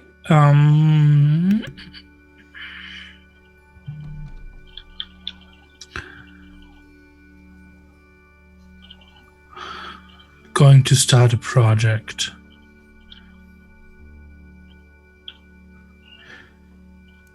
And I think it's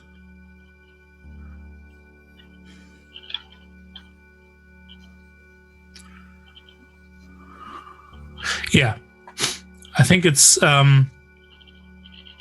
don't know if it's been too spooky for anyone to go and watch. But the faces in those forged metals are protruding more and more. And I think it's the I think it's actually the Ioni who know what's been going on there and been visiting there again and again.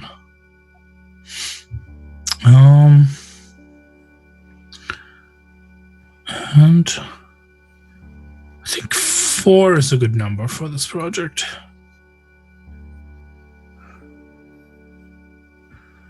Something will happen when they completely protrude out of the metal. Yes. Nice. Excellent. All right. My go.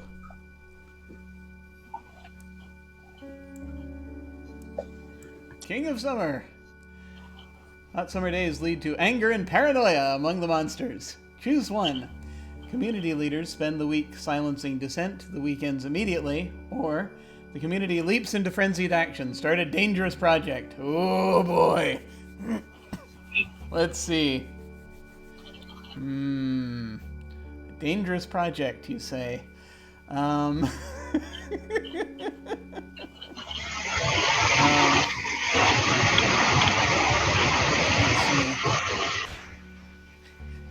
I think, yeah, oh, we're so close.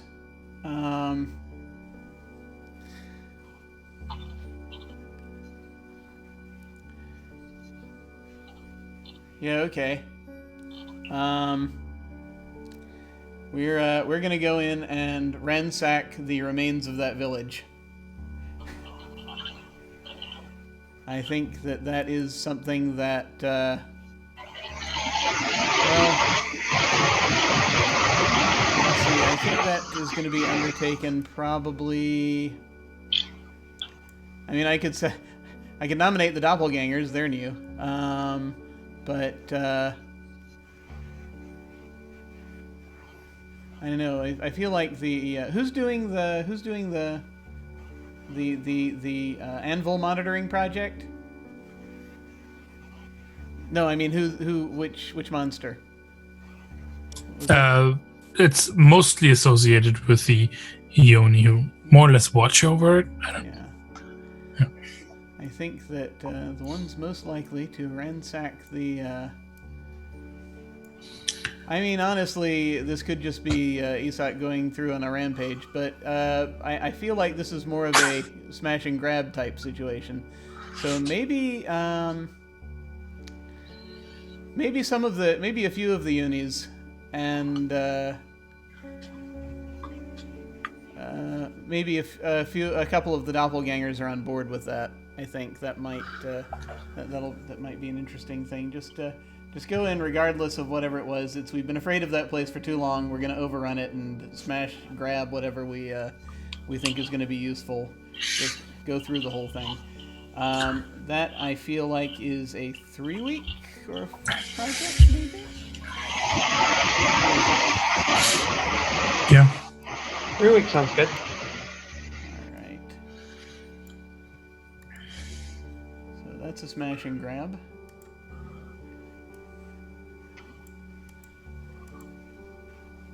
And let me see. Then we advance the dam project. So the dam project is finished. So who put the dam project there? Yes. How does that end? So I think that when the humans first put the dam together, they were very meticulous about it in trying to make sure that nothing, that every piece was put there for a purpose. And it's one of the reasons why it's taken so long, because it seems like you take one part out and everything's just going to like kind of start to rattle a little bit, and then someone puts it back, and then it's kind of like this carefully taken apart thing. And I think when the last piece of it is taken down, it's not that the water redirects, it's just that the water splits. Yeah. So it goes in sort of two places, and at first, just from the sheer force of kind of the build-up, and now it's kind of being let out. There's a little water that spills out, just kind of in between the two ways. But overall, the water that was going in a straight line before starts to lessen a bit, but not entirely. And then there's quite a bit more water going now to the map towards that. Looks like it's going towards that. Is that a cave? The cave with the Naga? I'm looking. You mean like over here? Yeah. Yeah, that's the Naga cave behind the waterfall. Yeah, I think it kind of passes close to that, but still goes around it and then further northwest. Cool. Should I draw that in? Yeah. Okay. Whilst you're doing that, I'm going to discover something old. Okay. So, whilst they're rampaging through this town, they find something, this one structure at the middle of it that they haven't been, pretty quickly. That they hadn't really been able to see up until now, since no one's ventured in there. And it is... So there's this sort of a square. This is the most permanent structure it seems they built, and it's a little weird because what it is it's a statue. This does not look like one of Isat's statues. This looks like it was deliberately constructed of someone wearing robes of some kind. And curiously, there are three just in the middle of the square, not leading anywhere, just out in the middle. Around this statue, there are these three stone archways that they built with strange markings on them.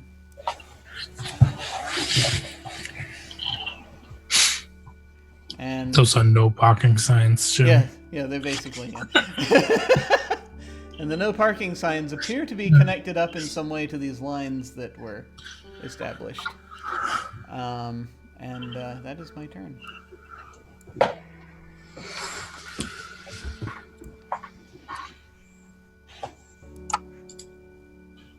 Ace of Summer. One of the smaller monsters begins to build something that will, quote, bring the humans back. What is it? How does the community react? Or, one of the larger monsters begins to consume smaller monsters. Why? How does the community react?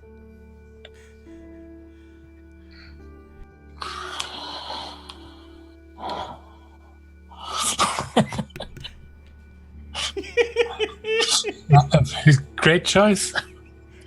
You got there. I know what we're all thinking. You may go ahead if you wish.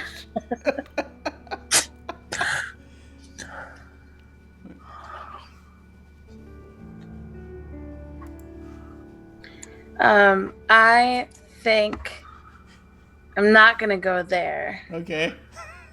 I think Rick has been stealing water sprites away from their pond. And I don't know that Rick is like physically consuming them or doing some other ritual. But yes, their numbers have been diminishing, and Rick has been seen making many journeys to the pond. Oh my god. The only thought that flashed through my mind is they helped him take down the dam. Yes. And this is... Oh. Now he has what he wants. Oh no. And he's just off going to- by himself. I'm just going to remove the contempt token from the Spitties.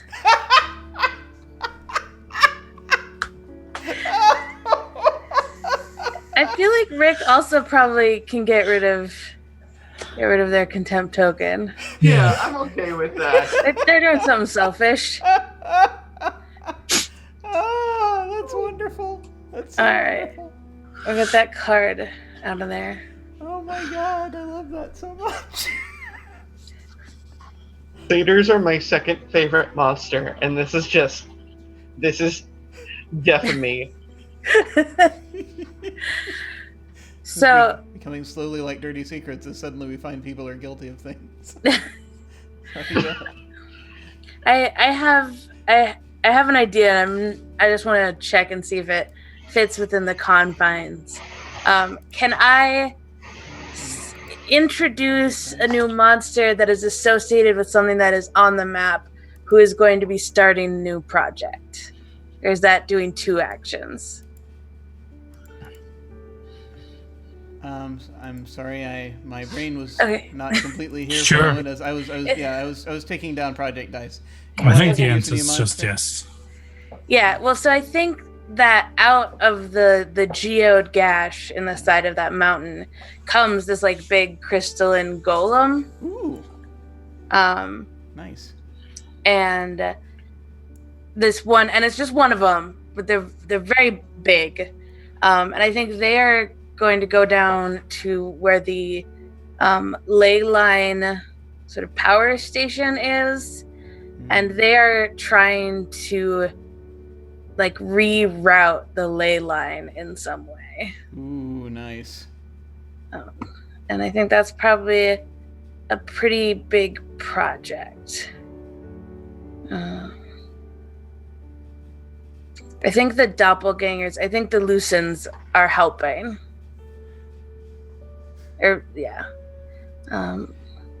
We think 4 or 5 weeks, or is it a full 6? To reroute the ley lines. Yeah.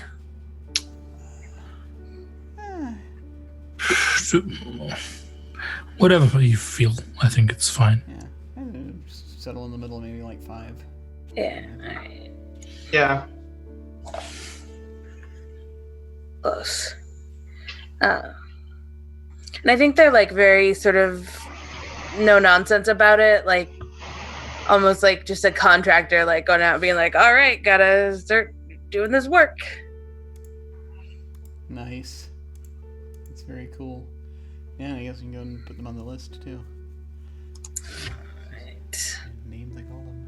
Cool. I will do so. And I think that's your turn there, so yeah. Yes. All right. I will draw a card.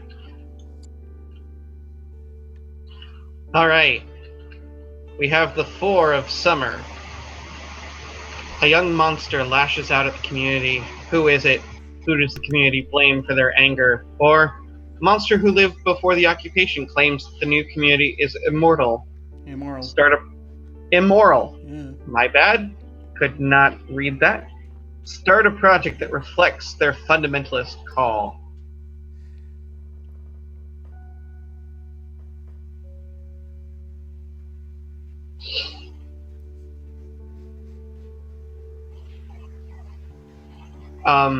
These are so Yeah, I good. think. I think we're gonna go with a monster who lived before the occupation claims that the new community is immoral, and it's Esot. Yes! What's Esot doing? So I think that there's always been this understanding, even before the humans arrived, that of course, this is just how things are done. Things are left on the table. You deal with all this other stuff. But I think especially with the introduction of the Lucens and everything, there's kind of this feeling of I think he's claiming the community is immoral, but I think it's also dealing with the fact that they're feeling very ignored. And so I think that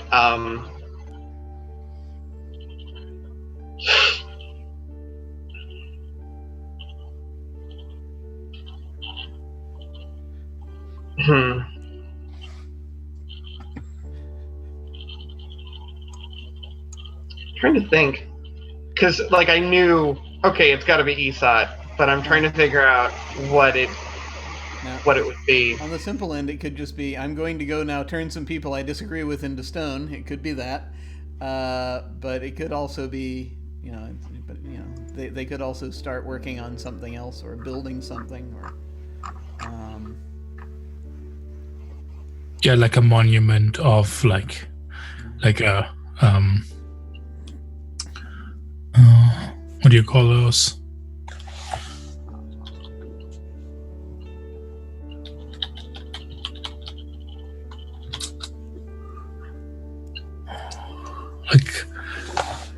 Like a monument lamenting the decay of the morals of the community.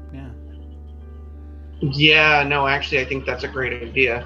And I think because of... I think I'm actually going to tie the two together, and I think that...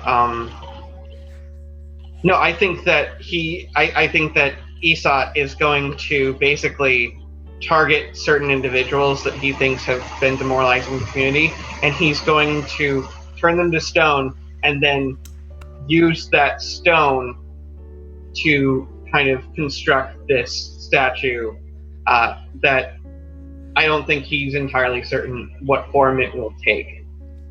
It's just that he's going to basically cobble it together. I love this so much.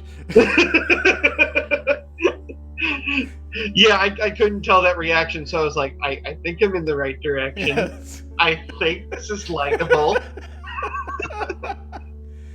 I think that would probably also, we can get rid of his contempt token as a result. Oh yeah, I'm totally okay with that. My question then is, I think so the monsters that I want him to target the most are I think in their mind it's take out like half of the doppelgangers, and I've made like 6 of them. So I think he's gonna take apart the Lucens. And how big is the project die? That's what I'm wondering. Yeah, please give them contempt. Yeah, they definitely would not like being turned to stone at all. Right, but because they're also new to the community, they haven't figured out a way at all to like stop it. Yeah.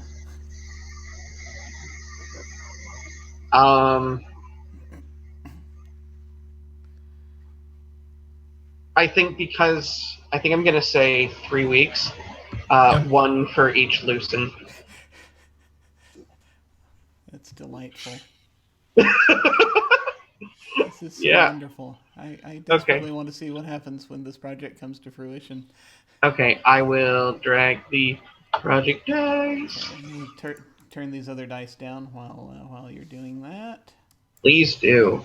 That one, the ransacking is going to be done soon. Right. Okay, there we go.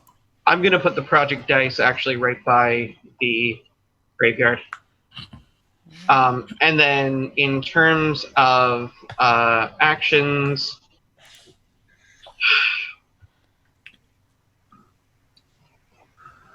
I'm gonna go ahead and say let's agree on something. And I think that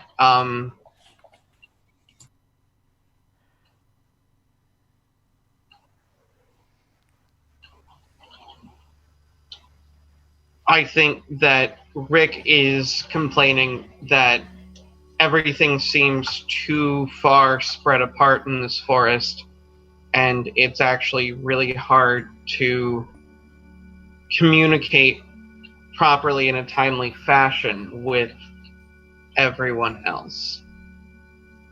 And it's odd, if only because normally Rick gets distracted in these kinds of meetings, and he's very focused.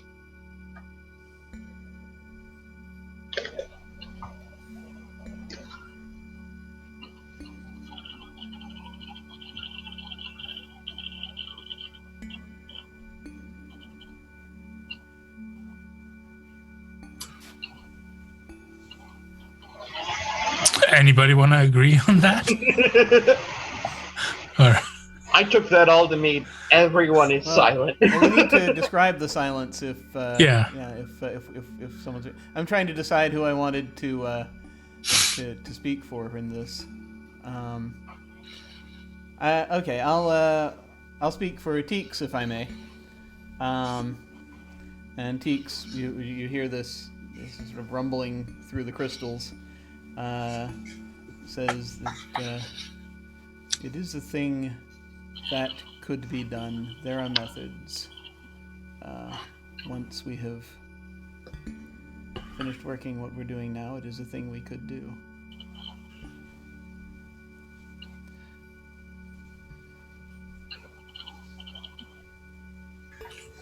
I think where the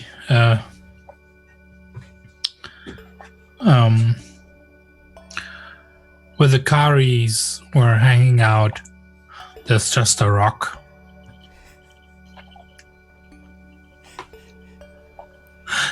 Calling back to that method of communication that's been established. Yes.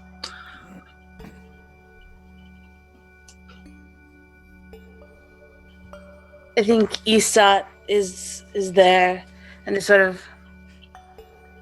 looks around the circle, and then I think lets out sort of like a belch, like from being very full.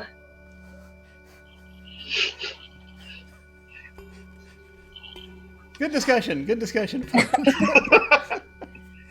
All right, that's my turn. Matthias, do you want a summer card or an autumn card? We're close to transitioning. I think I'm still on summer. Okay, go ahead and take a summer card.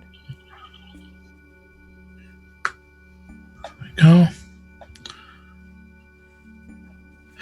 8 of Summer. In a moment of need, a charismatic monster reveals resources previously withheld. What problem do they solve? An unpopular monster is discovered to be withholding resources from the community. Are they punished?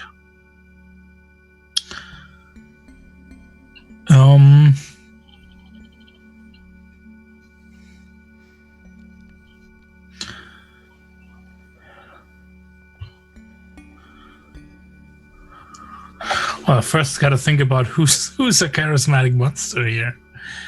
I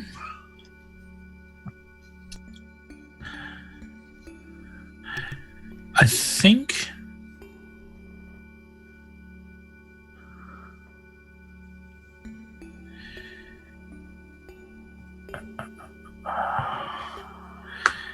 yeah, I think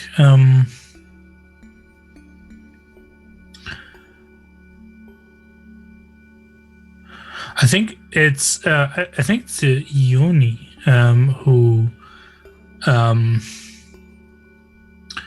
who upon hearing of the plight of the Lucents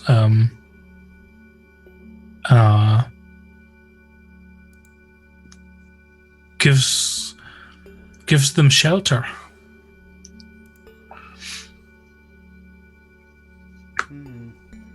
So that they can stay somewhere in the future, well, like basically where they're sheltered. Like there's more room in those caves, and yeah.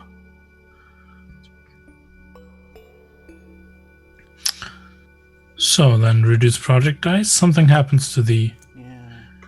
I'm gonna reduce the other one, so you can tell us about it. Oh yes, the ransacking project. Yes. So yes, I think that the ransacking of the town is fairly successful. Let's see, who was? I'm trying to remember who I said ransacked the town. I think it was I think it was some of the uni with some of the Lucens, with a few of the Lucens, and I think that the results, while successful, are kind of mixed. They find a number of things that they do understand and can use. There are certain foodstuffs. Well, a lot of the foodstuffs that that are perishable have gone bad, but there are a few things they've got that they found. They had a means of kind of storing away. That they had used. They kind of, part of what they had in tapping into their ley lines was sort of a magical refrigerator type thing. It was. I'm thinking it's actually more of a big sort of storage locker type. What is the word I'm thinking of? This is a very common thing. It's a place where you store meat. But Meat locker? Freezer. Yeah, they found like a big freezer or a meat locker type thing,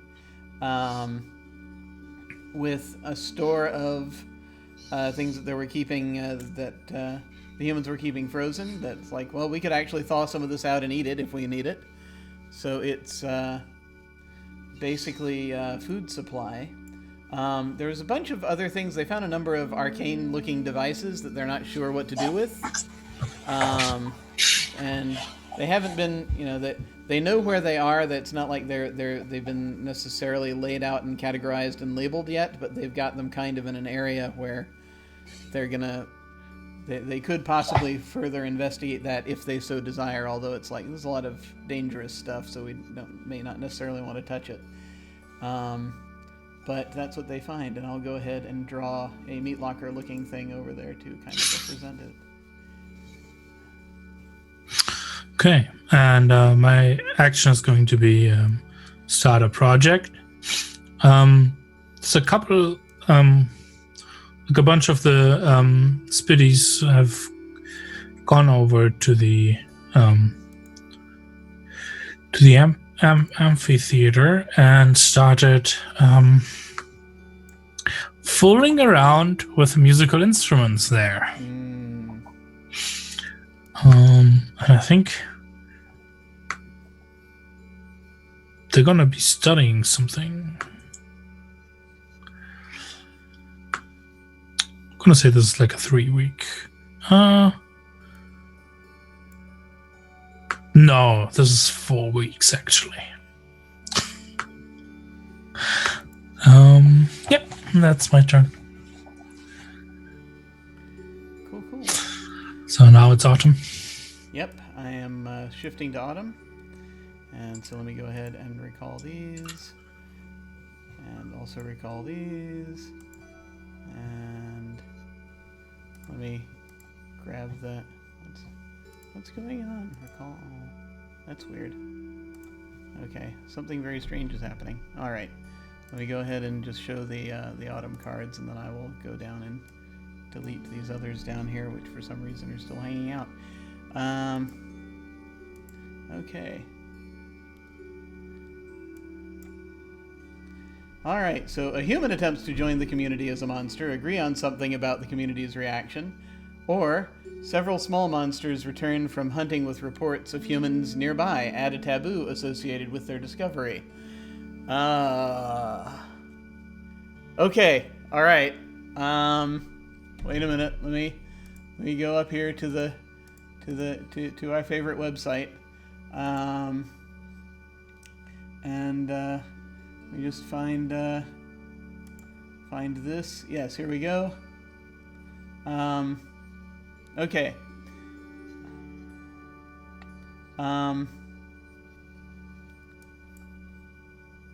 So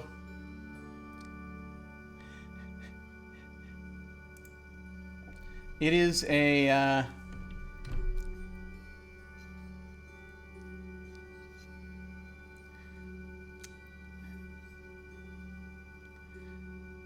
this is a young man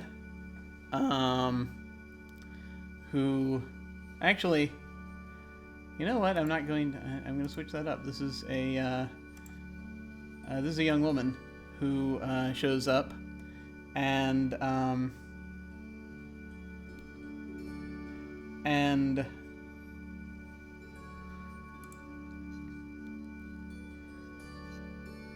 they essentially is a seems to have some degree of hearth knowledge and knowledge of healing things, perhaps. That's as far as I'll describe her. But her name is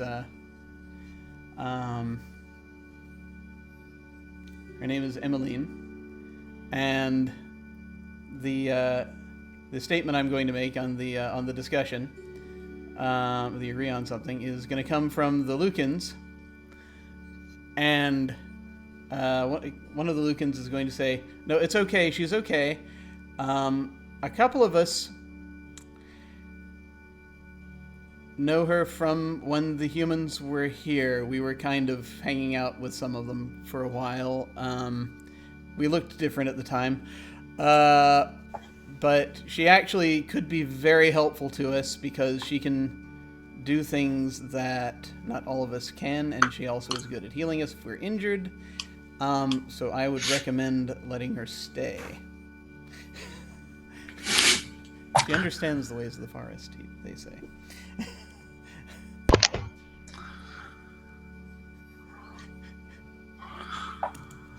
And I'm also going to, while I do that, I'm going to take a contempt token for Esat. I think, probably. Well, no, let's. I'm sorry, I'm going to wait till the discussion's over before I make decisions like that. Oh, it's a discussion. Yeah, it's agree on something. Mm-hmm. Well, I do think that Esat is going to eye Emmeline out of the corner of their eye, so it's not like a full-on, like, I am going to stone statue you immediately, but kind of looks over, looks down at the ground, and just there's this rumbling noise coming from his throat.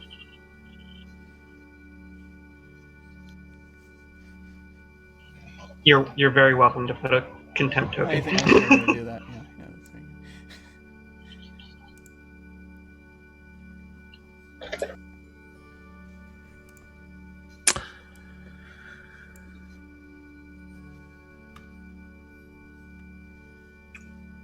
I think there's just a low grumble from the Spiddies.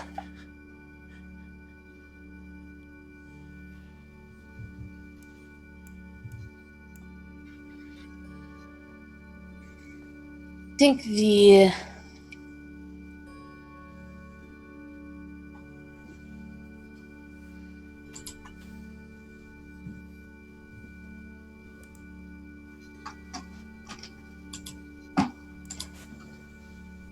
think the uni, one of them says, well, as long as she proves herself useful enough and continues to be so.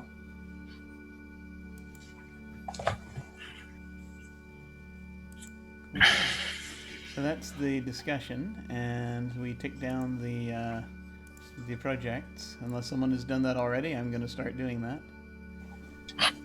And we have the Anvil project is finishing. Yeah.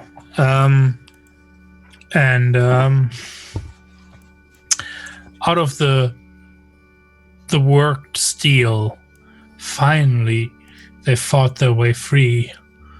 The steel losing, like more or less really breaking apart, and we have like all those little iron and mineral sprites break free.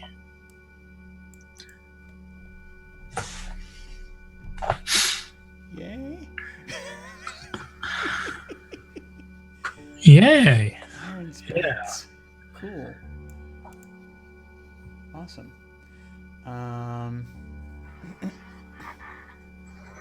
Let's see.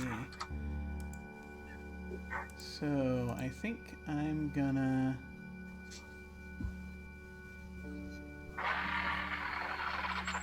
Let's see.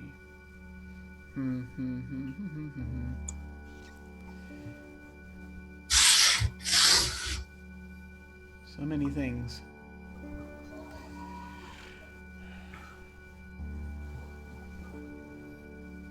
kind of stuck. Oh, yeah, let's explore the mill. That was going to be my go-to if I couldn't think of a project.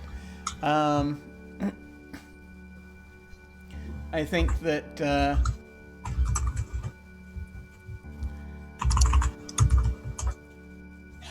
some of the...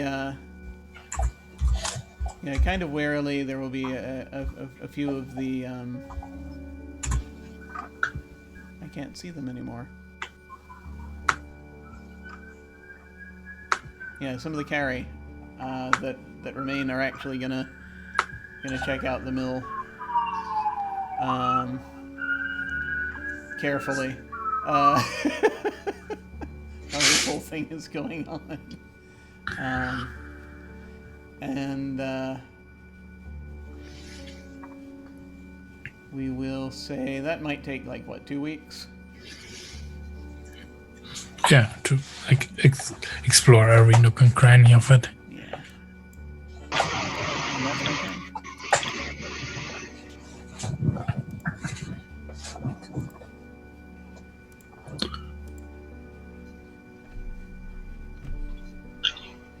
Autumn. A new monster arrives. Who? Where did they come from? Or a monster leaves. Who? Why? And where did they go?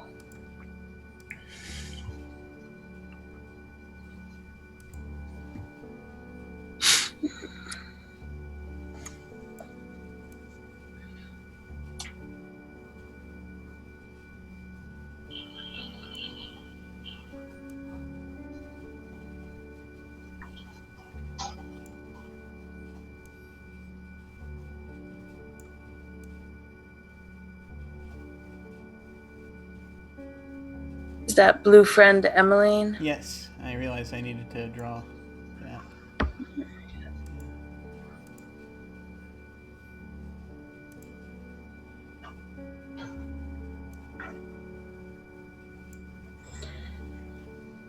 I think that the Kari leave.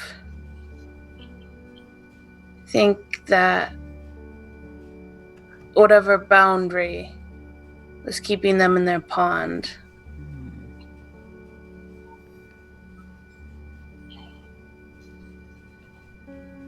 Well, it seems to perhaps still be in place, but they're not there anymore. Perhaps they slipped through it, but they have traveled down the river and the sort of this part of the river to whatever larger body of water that flows to. Yeah. I think the ways of the water around here have become too manipulated and unnatural for them to feel at home. Cool. So they have left. Awesome. I'm just taking down the project dice, and it looks like it looks like Isat's art project is ready. Oh, that's the name for it. Oh no. Stream Kitty. Yay! We are blessed with Stream Cat. Oh, that makes me feel much better about Isat's art project. I just realized Isat's art project has the same acronym as Edgar Allan Poe. It does, doesn't it? Because my brain thinks like that. Oh boy. So how does that finish? Okay.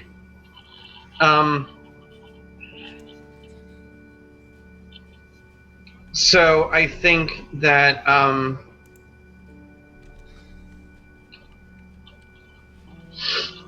I think the final project just looks like 3 humanoid bodies standing sort of together in a circle, all facing outward. The only way you can tell they're facing outward is because each one has a hand that seems to be either outstretched, pointing, or kind of like back. But none of the 3 have heads. It's a very bold statement.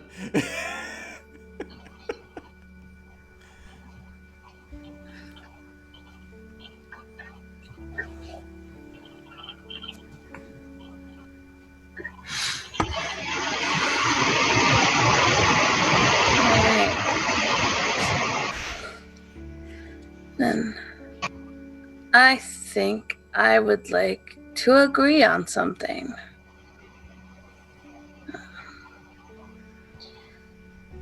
I think this will be led by the UNE. I think they state that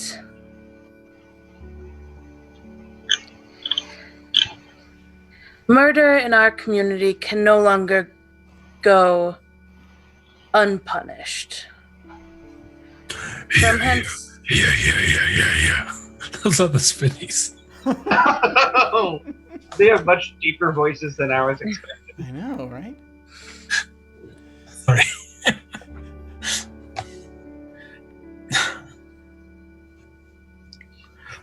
They're definitely supportive, but I think you weren't finished. yeah, most just it would be unfair to retroactively enforce this rule, so merely henceforth it should be punished by exile.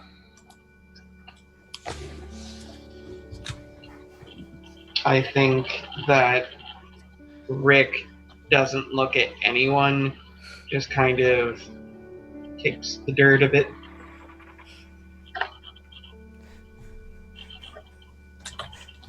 Of course, the thing that immediately comes to mind is to say that Esat looks at everyone and then walks away.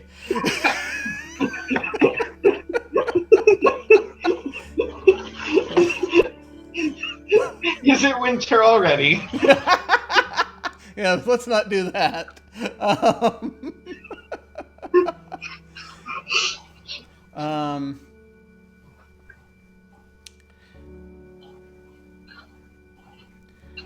Esat raises their head as though they're going to look at someone,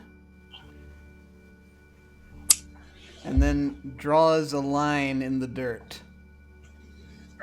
and then turns and walks away.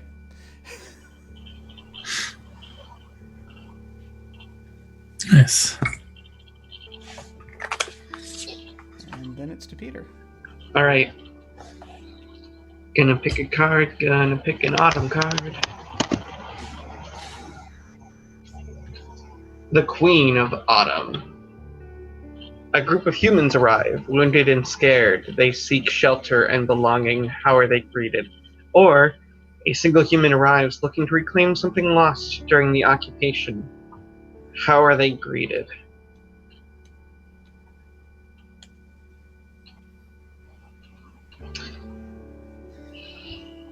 So, real quick, gonna go over to our favorite website again.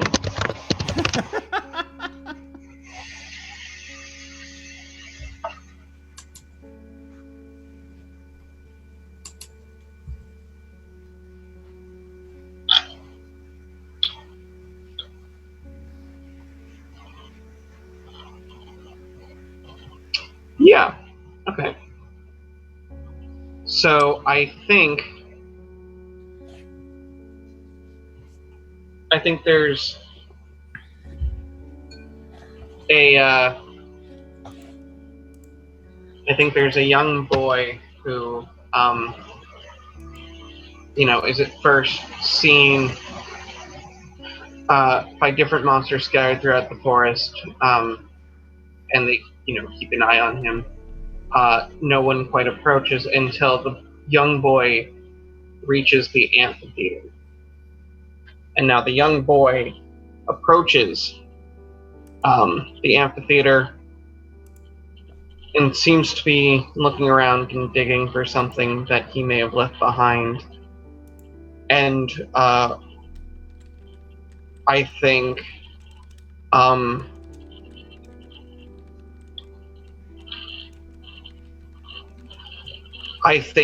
Rick is actually the one who approaches and basically says, what are you doing here? You shouldn't be here. And the young boy says, "Oh, sorry, my name is Synthen, and I am looking for my music."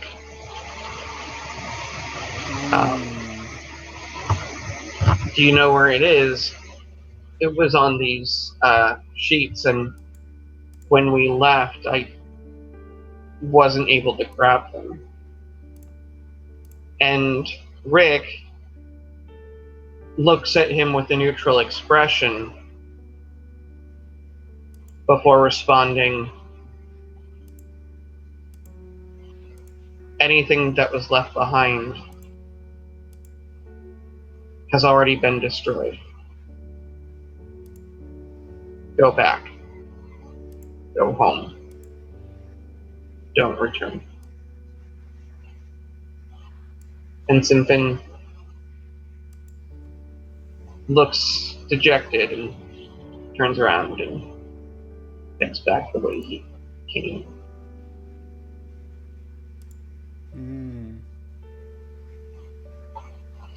Cool.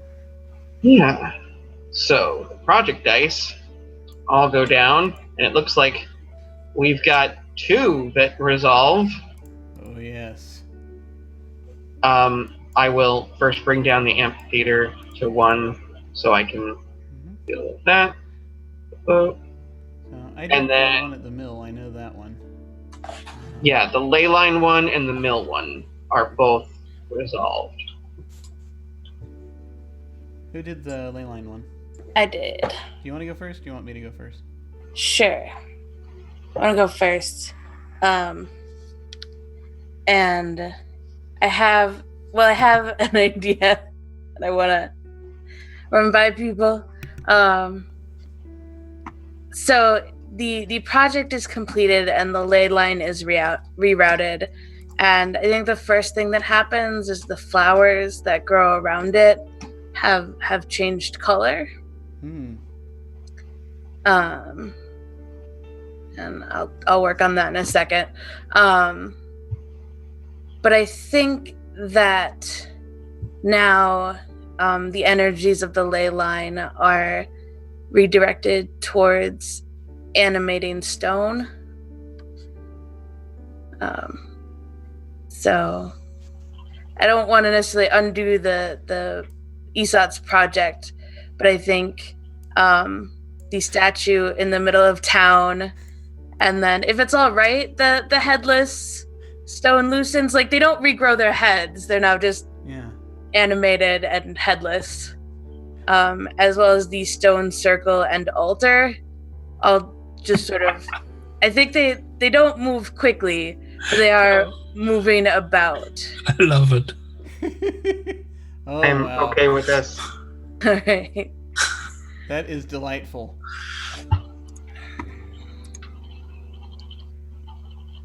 So at the mill, the sole remaining carry, who stayed behind to finish this project before diving back into the river, has found that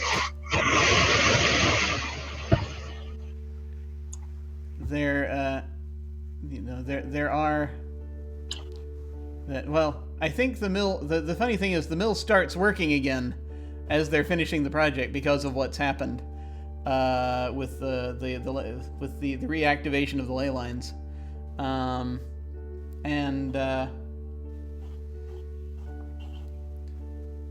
it is now actively producing, or would be actively producing flour if they wanted to.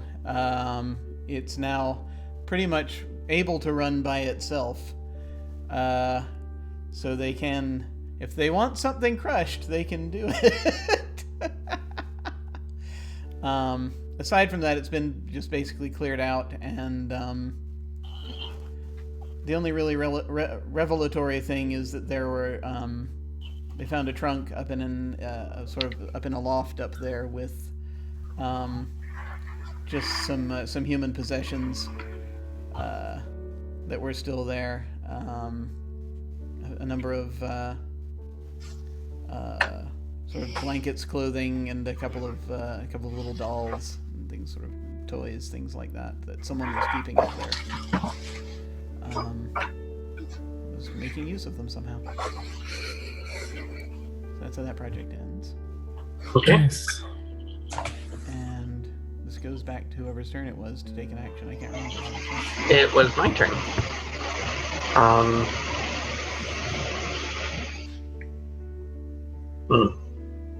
I've had time to think about this, and I'm still thinking about it. Let's go with agree on something. And I think that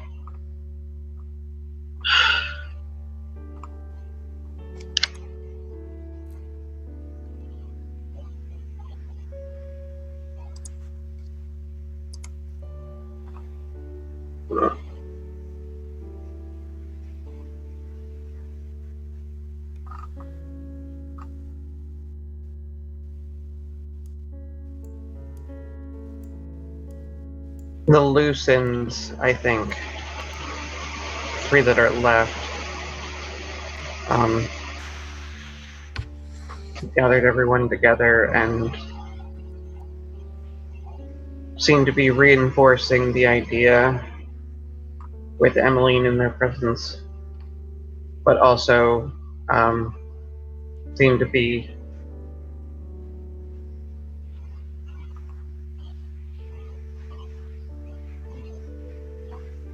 things have gotten more out of control, perhaps since we've shown ourselves, but also in the seasons that have passed, simply in leaving us to our own devices. Perhaps we should consider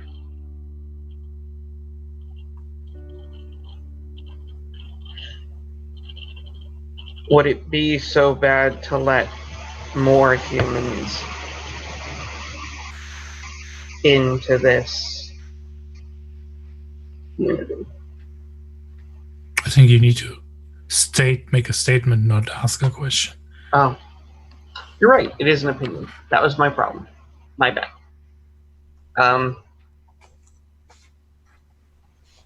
I think we should let more humans in.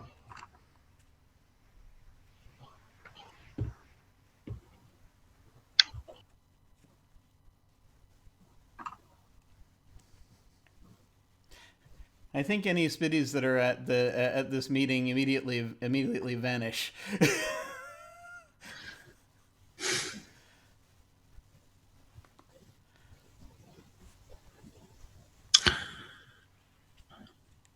I think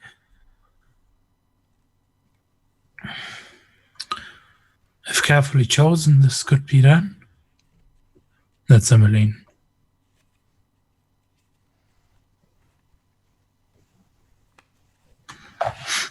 I'm also gonna take a contempt token for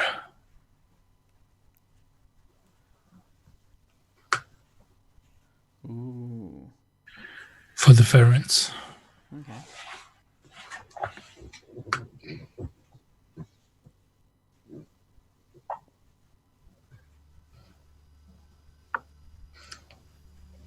So far we had the Spiddies and Emmeline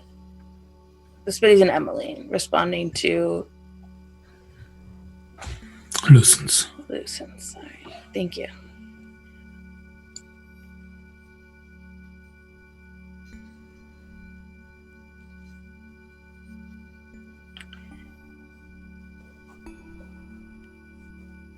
Antiques. State.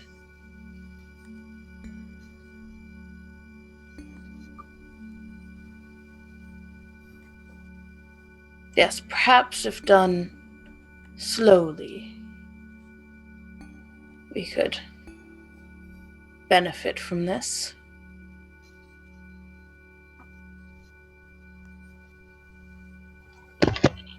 All right, that's the end of my turn. Okay.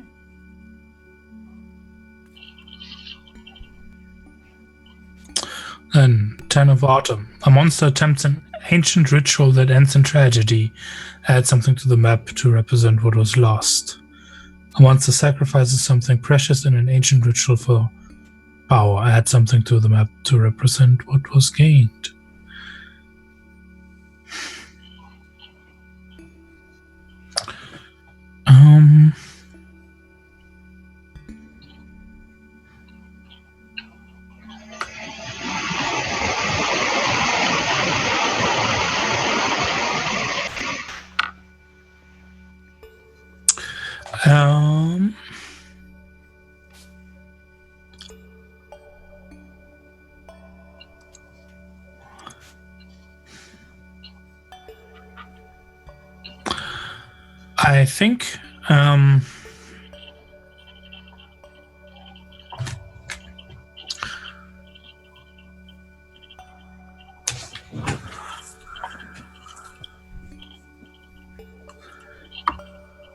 I think this is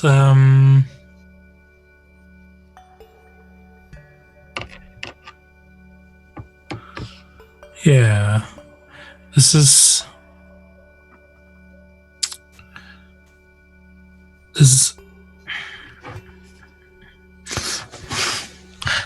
Emmeline, like being emboldened by the agreement and not heavy descent by that last agree on something. She undertakes a ritual and opens a portal to the human lands.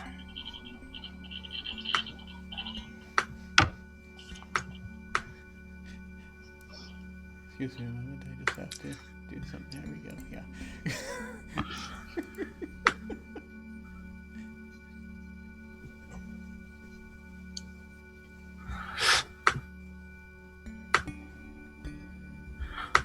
Obviously over there in the stone circle.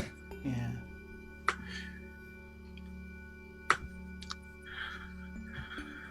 Yeah. And project dice. There's music is to be heard in the amphitheater, and the Spiddies have developed a new musical genre, and it's called Grumble and Scold. And yeah, I mean, they're playing there every night.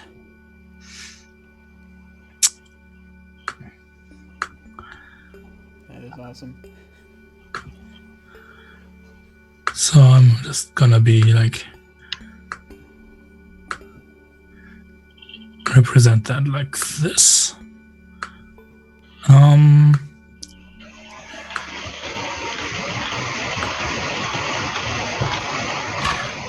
And then I'm going to discover something old, and I think the canal has finally run dry.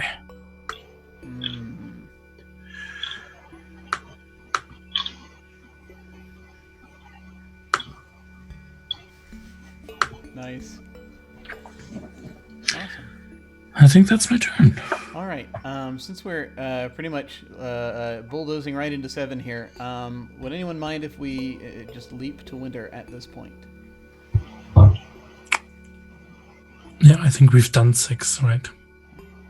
Oh, yeah. I think we did like 4 autumn. Oh, 4. Yeah, but I'm perfectly fine. That's like I said. That's one of the things I love about this game is we can just we can.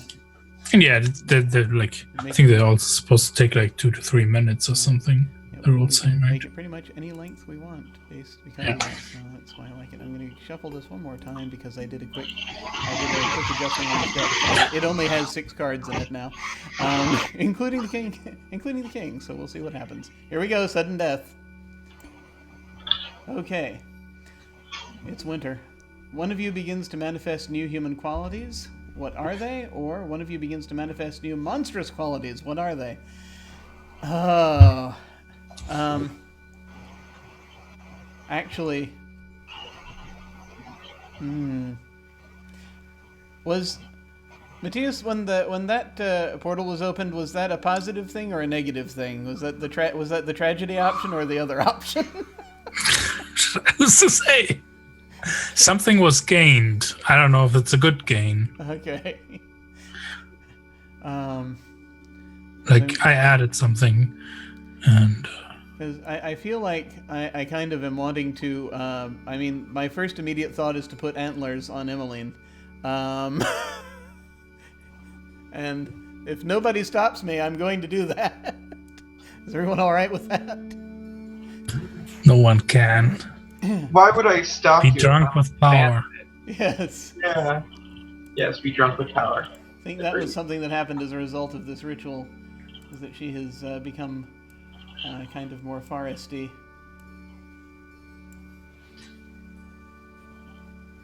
And kind of more of that, yeah. Is slightly more bestial now. Let's see, no project dice. So, yeah. I think we need to agree on something. And I just need to figure out who it is that brings this up.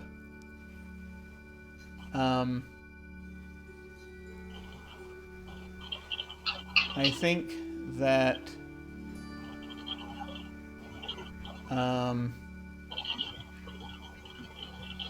I think the Farrens are going to bring this up. And they're going to say, all right, I think that now that there is a portal open to human lands, we need to be very careful here and possibly set up a defense of some kind, because in case you're curious how we got in that anvil in the first place, that was humans. This is kind of what they do. I think we need to defend ourselves if they are coming.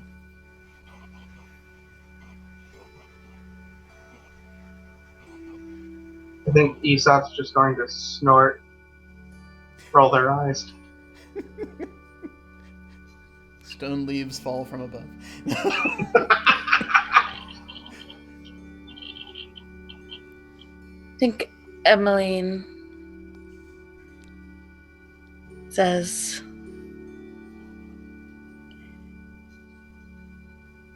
if you all will allow it, I would like to assist in that defense. And I think Rick starts up a chant of ooh, ooh, ooh. I like a proper war chant. Oh, nice. Awesome. That's my turn.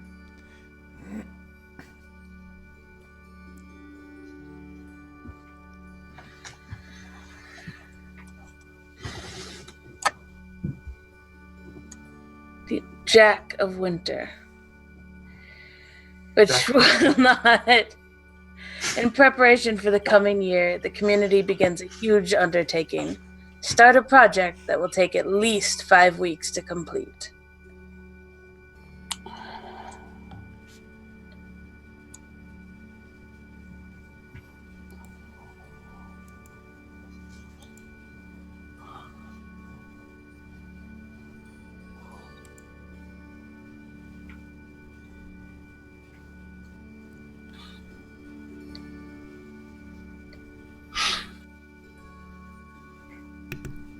I think that we have lots of caves and holes and tunnels and whatnot. And I think that the Uni are going to attempt to start a project to connect all of those in some sort of underground network.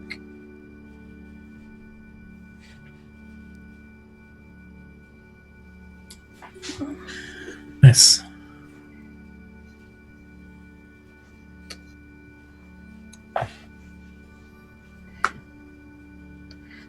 And then I think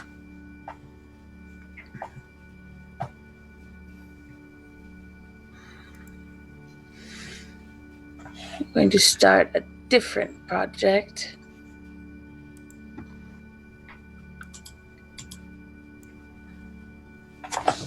As well.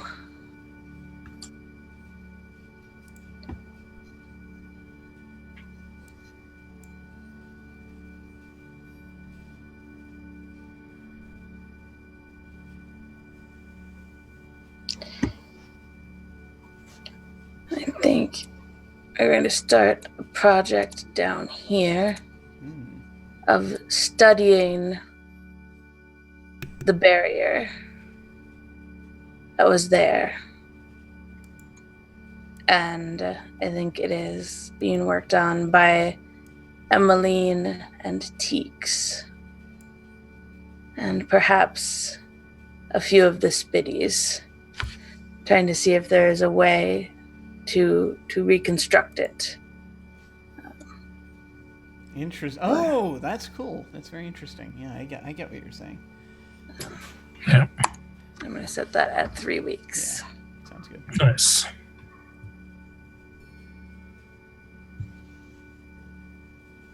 Right. That is my turn. So it's my turn? Mhm.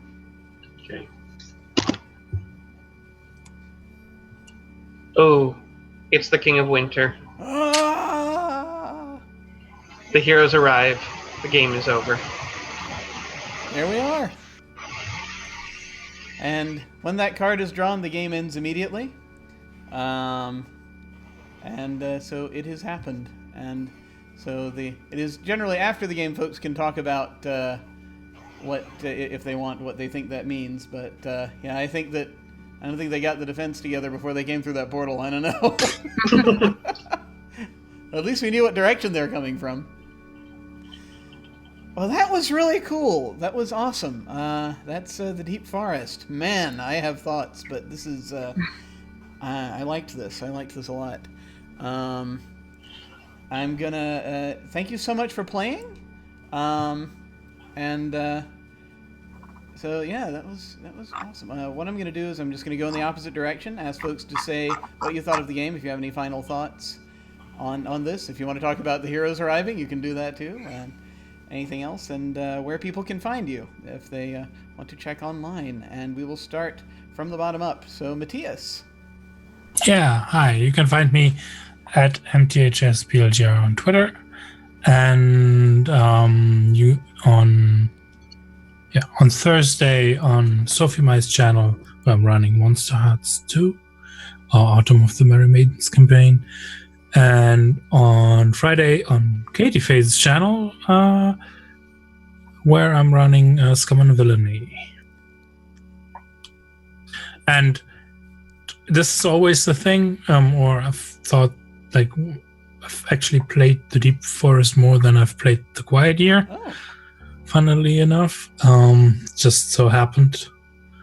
But I always think, yeah, and now I want to play, like, I don't know, 1-shot or 2-shot of Dungeon World where you play those awful heroes arriving here.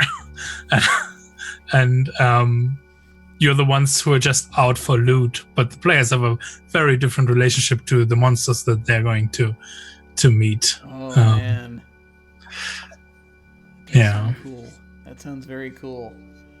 Now, I have a Dungeon World campaign coming up in March. No. Thoughts will happen. We'll see. Awesome, man. Awesome. And Peter. All right. Hi again, Peter. You can find me on Twitter at Blazing Lion. That's BLAISING, lion, like the creature. I'm mostly a blip in the Twitterverse. I don't really have a lot going on in terms of things and stuff, but occasionally I'll post opinions and be opinionated. So hopefully I'll be popping up here and there. It remains to be seen, but I don't know. Maybe watch this channel in April or something. Mayhaps, something might be happening. Do you have any other thoughts on the game? Oh, yeah.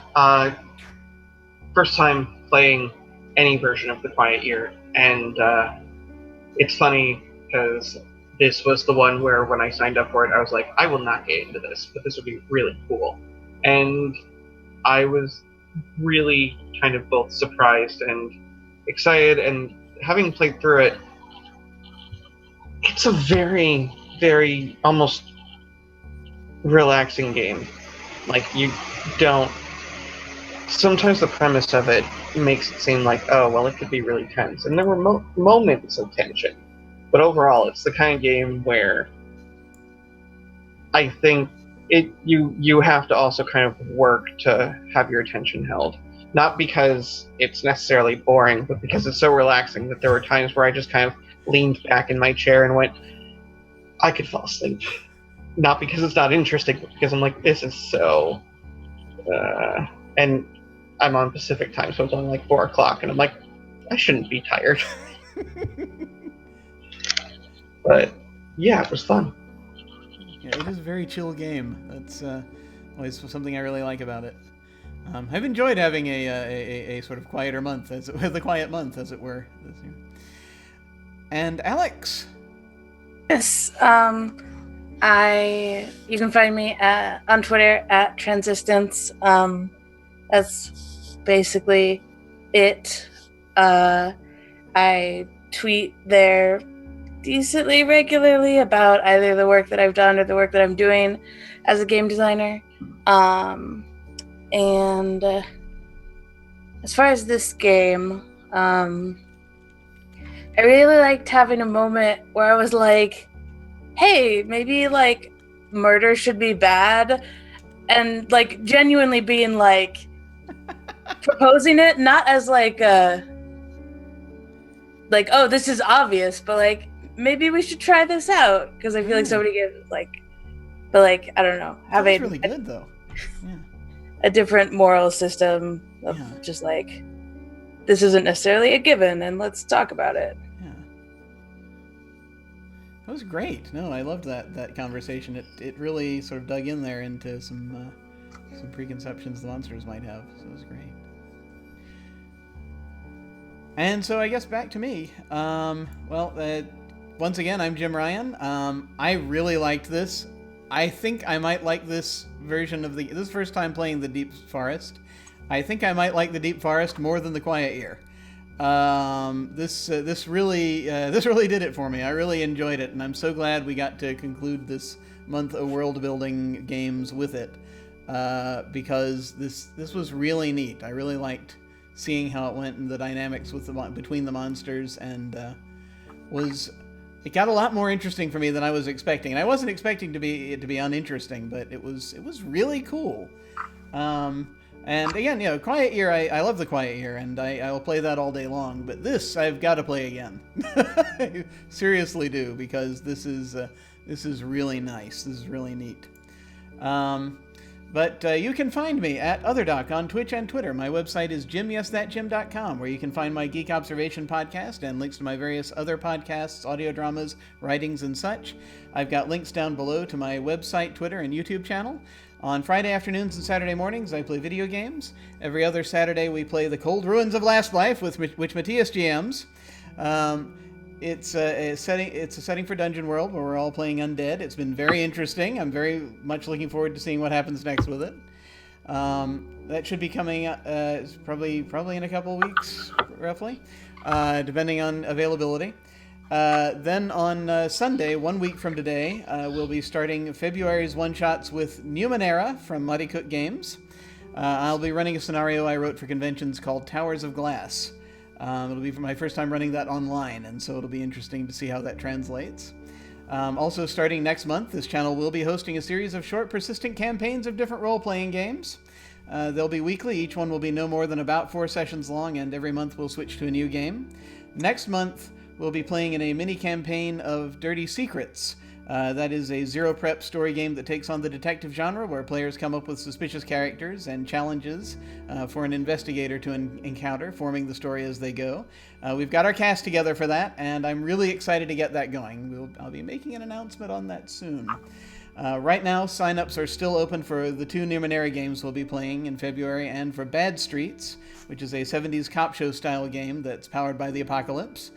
You can follow the game sign-up link down below on my Twitch page, or go to jimyesthatjim.com. When we go to the end card, I am going to execute a raid on Tales from the Grim. They are doing their finale of Project Athena. Their Cthulhu campaign that they've had running for quite a while now. It's been something like 4 or 5, it's a large number of seasons.